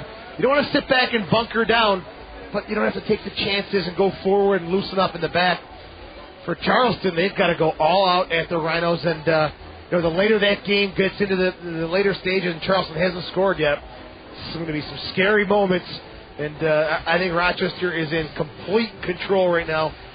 I see them going to the semifinals. I don't see Charleston coming through with 2 or 3 goals on Sunday. All right, that's the word from Joe. Guess we might as well not even play the game, right? No, let's just call it Rochester in the semifinals. So. I think so. I could just sit here and wait until the next game. We'll do it. All right, post-game show coming up next. And you're taking calls tonight, or what? I'd love to hear what the fans think. The number is 222-4369. Tonight, Rochester, Charleston, stop and go for 85 minutes. Explosion in the final 5. We'll see what happens. All right, then a reminder about Sunday night, our broadcast beginning. Joe will have the pregame show at 6:30 on Sunday evening. And from Charleston, and what else is happening? Let's not forget, it is a Rhinos viewing party. The game is going to be broadcast on Fox Soccer Channel. We'll do the pregame show live at the distillery. At 7 p.m., we'll crank up Don Stevens right here on Country 107.3. We'll have the monitors with the game from Charleston, and also do the postgame show live from the distillery. All right, that's Sunday night, and we'll see if the Rhinos will move on to the next weekend. So tonight, from Paytech Park, the Rhinos come out on top of the Charleston Battery by a 2-0 score. I'm Don Stevens. Thanks for being along. In a world where most car buying experiences are agonizing, stressful, and let's face it, just no fun, along comes Auction Direct USA, bringing you something different. Whether it's the low, no-hassle price posted on every vehicle or over 30 photos of each vehicle online, the selection process is easy and efficient. And because no one likes surprises, Auction Direct gives you a full vehicle history report and a 3-day, 500-mile, 100% money-back guarantee. Visit AuctionDirect.com or see them on Route 96 in Victor. Auction Direct USA Used Car Superstore. The lowest price, the best experience.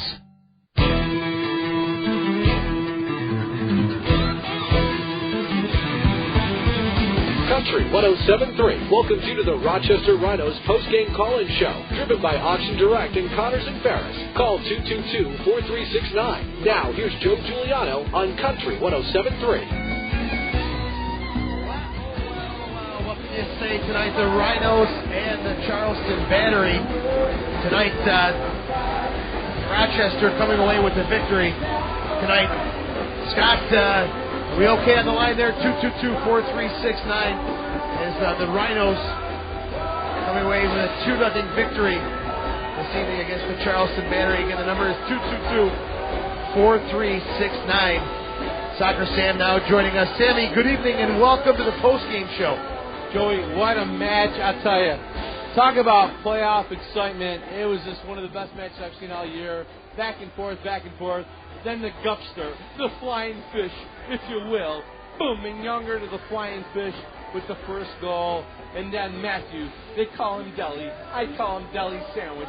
Matthew Delicat putting it away with the second goal. And we go into Charleston, Joey, baby, with a 2-0 lead. I'm excited, brother. All right, Sammy, we are excited as well tonight. The Rhinos, 2-0 winners tonight, and 85 minutes, in all honesty, of soccer. Let's be honest about it. I brought you a cigar. Thank you very much. A cigar with pretzel salt on it. Okay. Congratulations. Thank you very much. We'll light these up after, but I think the fans are going to remember the last 5 minutes of the game tonight, where the Rhinos just put in 2 goals. But, Joe, I don't know about that. I just thought it was a very entertaining game, back and forth, up and down. Tiger Fitzpatrick, it was physical. The referee was making some kind of strange type calls. Yes, he was. Scott Vale bobbled the ball a couple times. It was wet.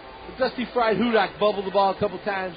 I thought it was a very, very exciting match. And these 7,000-plus fans that showed up here with this kind of weather conditions, thank you so much for being here and supporting these guys. I think this is one of our best playoff crowds in the first or second round that I can remember in a long, long time. Yes, I definitely since we've been here at Paytech. Great crowd tonight.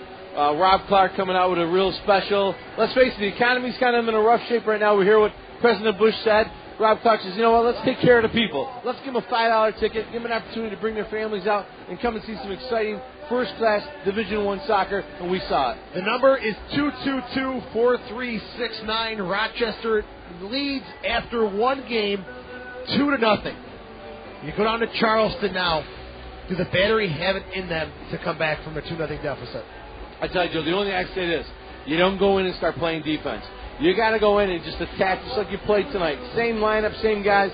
I'm not sure what's going to happen with Hines or Deli. Those guys look like Earls look kind of banged up too. So, but we got a deep bench, and this is where it comes in handy. And Darren Tilley said it. The last 2 road games where we lost, and people were critical of them in Carolina and Miami. He said, I got to give these guys some playing time because you don't know what's going to happen in the playoffs, and this is the time, brother. I tell you, Tilley maybe didn't make popular decisions with those players starting in Miami and Carolina, but he's got vision for the game, and if you just nailed it on the head, he's going to have to see what these guys got in case there is a situation like we're seeing tonight with players, Hines, the head injury, Delicott banged up in the head, Earls. What about that challenge? What a really unprofessional cheap shot by Armstrong on that slide tackle. I just couldn't believe he did that. It's just crazy what's going on with some of these teams, the way they play so physical. But, Joe, I'll tell you, for all you people that came up to me tonight and said thank you, man. This is amazing. The electricity, and it's unfortunate that so many people were on the upper deck. If those people on the third deck were in the crowd, this was a jam-packed house tonight. 6,900, just under 7,000 in attendance here at Paytech Park. And the party continues on the field. The Rochester Rhinos will be heading to Charleston tomorrow, as well as the Battery now. It doesn't even affect Charleston. They've had to travel up to Rochester, now back down.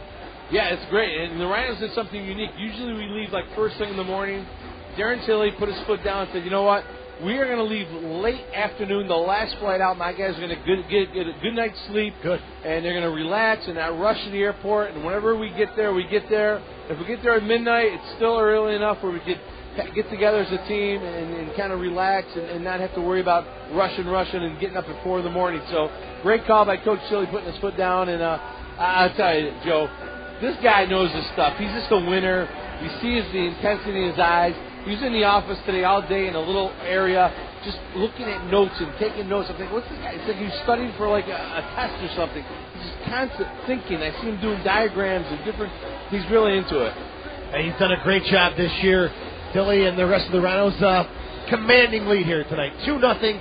They head in to Charleston. The number 222-4369. 222-4369. Give us a call. Let's go to the phone right now. And Iggy is the first up on the Connors and Ferris postgame show. Iggy, how are you? Good. How are you guys? Good. Good game tonight. I'm glad I stayed to the end. Iggy, I'm glad you did too. And think about it. Not only was the game was exciting, somebody won $500, and then we're going to do the same thing next round of the playoffs here. I think we're going to win against Charleston in Charleston. I think so too. Next game, $5 tickets again for family and friends, and somebody will win $500. And Iggy, I hope it's you, brother. Well, Sam, I just got hired full time by the city, so I'm okay. Iggy, I thought it was a typical playoff game. Some conservative moments, and some risk, but overall, the final few minutes were really what made this game tonight. Well, I think you got to hand it to Tilley. He looks like a genius for subbing Guppy in when he did. That's the best thing. When you put a sub in, he scores for you, and then I tell you, he's a flying fish. I mean, the way I never seen the guy's head go so far into his neck. He did that. Did you see that? It's like when you put a sub in front of you, you finish it. That's right. Boom, upper corner. Dusty fried Hudak didn't know what to do. He just stood there like, oh, my goodness, upper corner. How about his night tonight? He bobbled some balls. He was throwing bottles after the game. Charleston might be a team that's in a bit of disarray and very angry, and they don't have a lot of time to really get back on track. Hey, I don't care if that goalie was making great saves. Those 2 shots we took, he wasn't going to stop. Yeah, no way at all. No chance on the header. And Delicott, I feel happy for him tonight. He missed that one in the first half, which should have been a finish. But he just kept his head down, kept working hard, ends up burying one, and that's great for Matthew Delicott. Delicott showed, how good a forward he is. I mean, he tracked that ball, he shielded it, and he shot it, and, then he was in the zone. I'm happy to see Matthew not hang it up and put his head down after missing that first goal. So good stuff from Matthew. And the Rhinos. Iggy, anything else? Yeah, Matthew should have had 2 goals. That one that hit the crossbar, that could have easily bounced in. Definitely, but hey, he got back into it. He had a lot of chances, played his heart out. I just hope he's going to be okay. And Iggy, best of luck with your new job, my brother. All right, man. Thanks, Sam. Iggy, thanks for the call. 222-4369 again. 222-4369. Leg 1 is complete here in Rochester. The Rhinos currently have a 2-0 lead. Mark, good evening. You're next on the postgame show. Mark in Rochester, talk to me. Hey, Joe, how are you? Good, how are you doing? Great. Listen, I thought it was a great game. I had a quick question for you, and see if you can answer it for me, because it's bothered me for 5 games. Why does Mignonger change his cleats every game at halftime? Probably just superstition kind of thing. I think he's just superstitious. A lot of guys are like that. They're superstitious, and he does it. So, I mean, it works. I mean, he's got amazing foot skill. The ground was wet tonight. You couldn't tell. A lot of guys were slipping and sliding, and Younger was doing the dance. Oh, yeah, for sure. Every game he's doing the dance. He's, like I said, I thought it was kind of a boring game up until about the last 10 minutes. I agree. Really? I thought it was exciting. Really? I don't know. It was a typical playoff game. You see the rhinestones tonight, what they were wearing? Are you kidding me? This is an amazing game. It's what I expected from a playoff game. Very tight encounter, very close to the vest, and then it exploded. And that's hopefully what the fans remember in the second on the way home.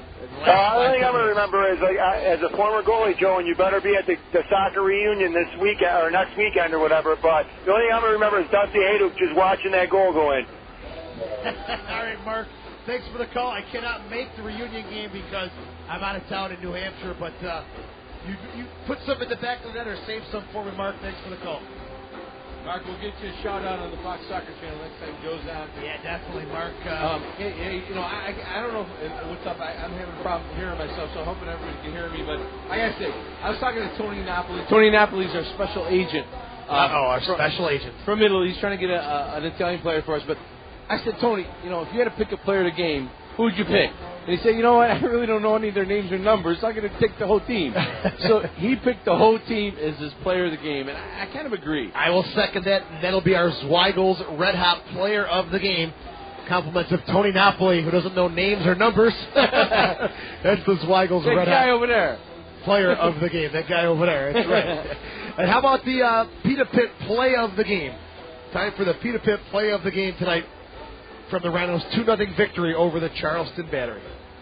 Mignonger on the right side on the attack as he gets by Aguari. Down to the far to the 18, across down inside. Guppy, head ball, scores! Steve Guppy, right foot, a header into the upper right corner. That's his first goal as a Rhino, and what a huge goal it is! Is right. What a huge goal it was. 222-4369 is the number.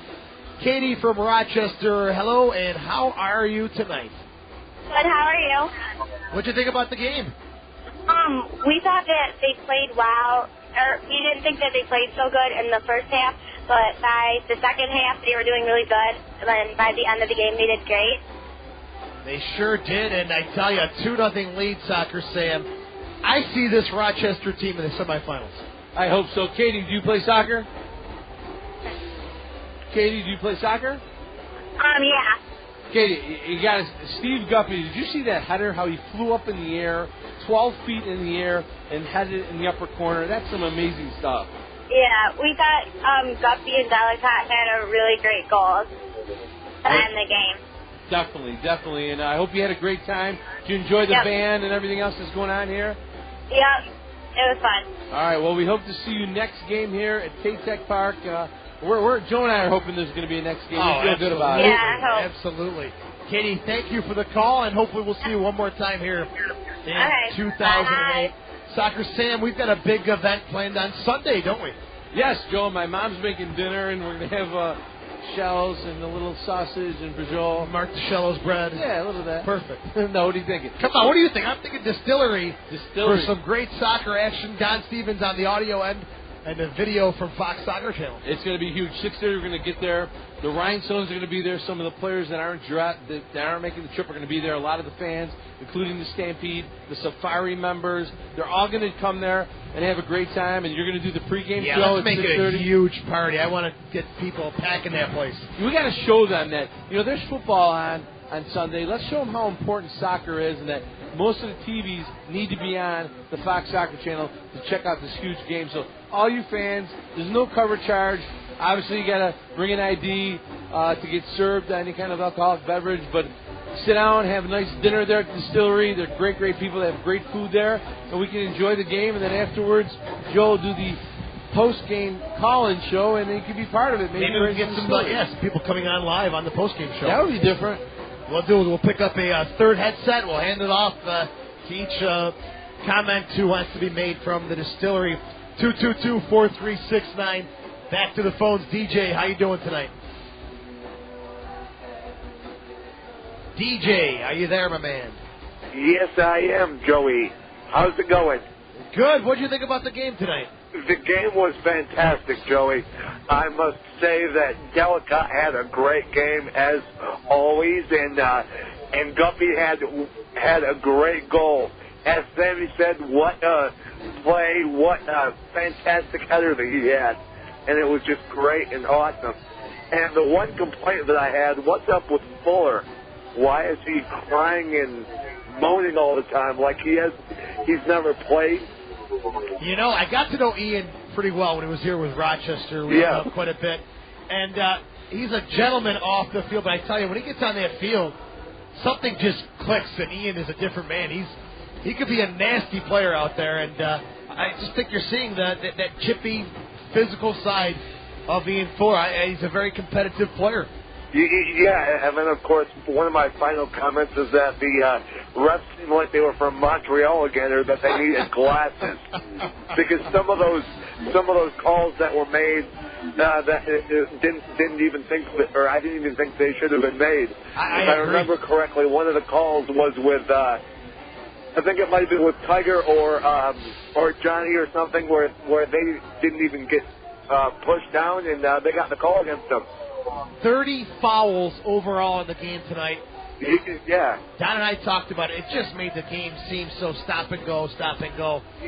Yeah, and that's not really what I like to see. I like to see the game fast-paced, and the last part of the second half was exactly what I was hoping for. The boys going up 2-0 and then traveling up to Charleston, and looking forward to the distillery on Sunday. Going to be there with all my gear on and looking forward to bringing back another win and hopefully taking on Montreal or Puerto Rico, whoever we take on. We'll have you live. That'll be a great thing. We'll have you live on the post-game show. Hook us up, all right?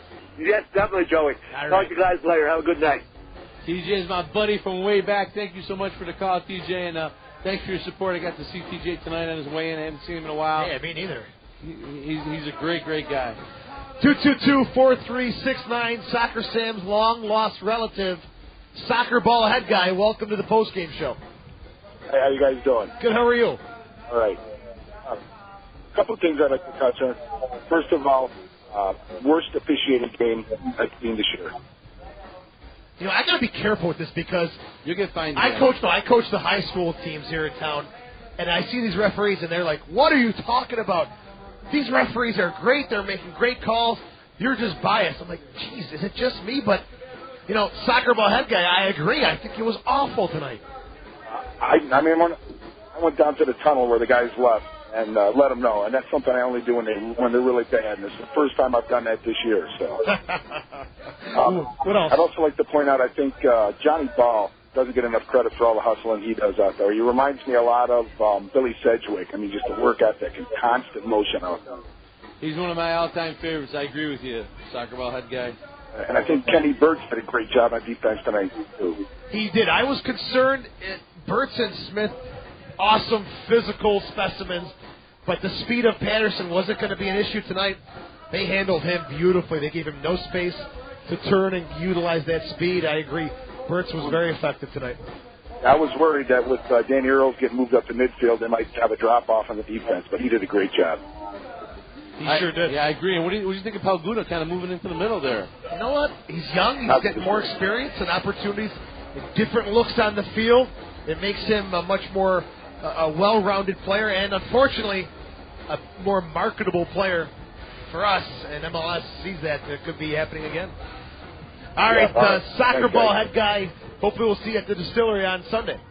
I'll be home in my hot tub watching the Bills game and then jumping back and forth to the soccer. So. All right. Soccer Sam's going to join you in the hot tub. last time I stayed in a hot tub, I flooded the whole house. It's awful. 222-4369. And Randy Patterson, Sam, he started the season. He was on fire. I mean, but he is extremely cold. Hey, you know, it's like that. He hasn't played a few games. I mean, he's this hot and cold kind of player. I mean, he's about as effective as I don't know what right now. He just has not done anything. He's about as effective as most of the diets I'm on. I mean, which is not a lot. They don't work. Good. They don't work real good. I didn't want to say that. You threw it out there, and I'll go with it. We got other playoff series going on tonight. In about kicking off right now, actually. Minnesota at Vancouver, Montreal at Seattle. Those are 10 o'clock kickoffs. So we won't have any scores before we go off the air, but a couple more minutes left here. 222-4369. Rich, you're next on the post-game show. Good evening and welcome. Hello there. How are you? What'd you think tonight? Oh, I think it was great. I think probably one of the things that was overlooked is the move that Chile made by moving Palguda up, I think was on Patterson. And that, the minute they took Antunes out, it just changed the whole tempo of the game. It was like turning a switch. I don't know if you're just tuning in, but Soccer Sam did mention the switch by Palguda into the central midfield role, kind of pushing up a little more from what he's used to. It was a good move, and again, Patterson was definitely neutralized tonight. Did not get a good look at any goal besides one shot from distance. Yeah, people were saying that the last 10 minutes, well, it started right when they took Daniel Antunes out and put Guppy in. That's when the whole tempo and the mood of the game changed. I think it was a great move by Tilly. Yeah, I think, I don't think Charleston was prepared for all our changes in the lineup. With Guppy going there, Palguda moving around, I think we confused them. I think it was great coaching, and honestly, I think Coach Tilly outcoached Coach Anheuser. Yes, great point. I think, and Rich as well. Great point. That did change the look of the game, and Guppy, normally he's on the other end of those balls, serving balls into the box. Good to see him on the receiving end tonight. And it's good stuff for Guppy, and his first goal of the year could not have come at a better time. Yep. Rich, anything else? Guys, you're doing a great job. Great point, and we appreciate your insight. 222-4369. 222-4369. As the Rhinos have a commanding 2-0 lead. First win against Charleston in 2008 as well. Fantastic. Charleston's had their problems. I watched the game against Carolina. I mean, they're struggling as a unit. They're just not playing like we saw them at the beginning of the year. They just were on fire. That happens. We're peaking at the right time, playoff time, and these guys are fired up. These are veterans. A lot of these guys have been waiting for a team like this all their lives. Steve Guppy wanted to come back to America and play for a winning team, come to America and play for a winning team. And this is it, man. Let's face it, John Ball hasn't won a championship in a long, long time. Scott Vallow, Palguda, Johnny Min Younger. In the Minnesota days when they won, he wasn't on that team. So this is a chance for these veterans that have been around this league for a long, long time to get that brass. Rochester and Charleston have met 4 times in the playoffs. Rochester winning 3 of those series against the Battery. And Rochester winning in 2006, 2000, 1998. The Battery winning in 2003. If I got to make a prediction early on, I think Rochester is going to win their 4th out of 5 against the Charleston Battery in the playoffs. I think so. And Sunday night is the night. If you're out and about, 107.3 FM, My Country, you listen to these. To Don of radio broadcasting. Joe's going to do pregame. Donnie's doing. Listen in, listen big. And if you're out and about, you're watching some football, stop by the Distillery. 7 o'clock, the game goes on. Joe will be there. A lot of the Rhinos will be there. And our staff, and of course the Rhinestones, Rex the Rhino. Is Soccer Sam going to be there? I will be there, right. And I'm going to bring my buddy Rex the Rhino. We're both doing Jenny Craig together, so we're going to watch what we eat. But we will be there. So we're hoping all you fans show up. It's going to be fun. Honestly, the distillery, there's 3 locations. We're going to be at the Mount Hope one. But if the owner, Peter Silo, sees that there's more soccer fans there than football fans, he's going to start to feel the kick. He's going to realize that every single TV in that place should be on soccer 24/7. Well, I hope so. And I hope there's just a huge turnout, and the fans are enjoying themselves, getting loud, and really supporting the Rhinos. Leg number 2 in Charleston. The kickoff will be at 7 p.m. We'll be live on the air at 6:30 with the pregame show live from the distillery, and we're also going to do the postgame show, hopefully celebrating a Rhinos victory. A couple minutes left here, just a couple quick minutes left. 222-4369. You want to give us a call and your thoughts on Rochester and Charleston this evening. Sam, before we go, let's take a look at the other series, though. Minnesota and Vancouver. Who do you like there? Minnesota's going to win. Really? I think Minnesota's on fire. Vancouver, when Eddie Sabrango is tired, he can't score. He's their whole attack. Minnesota's going to win that series. I am surprised by that one. Wow. So obviously you disagree. I did. Well, yeah, I think I do. Okay. I think I do. I think Vancouver maybe a little too much for Minnesota. Montreal, Seattle. Montreal, the Impact. Joey Saputo, class guy, talked to me the other day. They're going to win. They're the team to beat Seattle. So you say Minnesota, the number 7 seed, advances. Yes. They would take on number 1 Puerto Rico. Exactly. Rochester wins and Montreal wins. Guess what? We play Montreal. Wow. That would be the series. This place is going to be sold out. We're going to do $5 tickets again.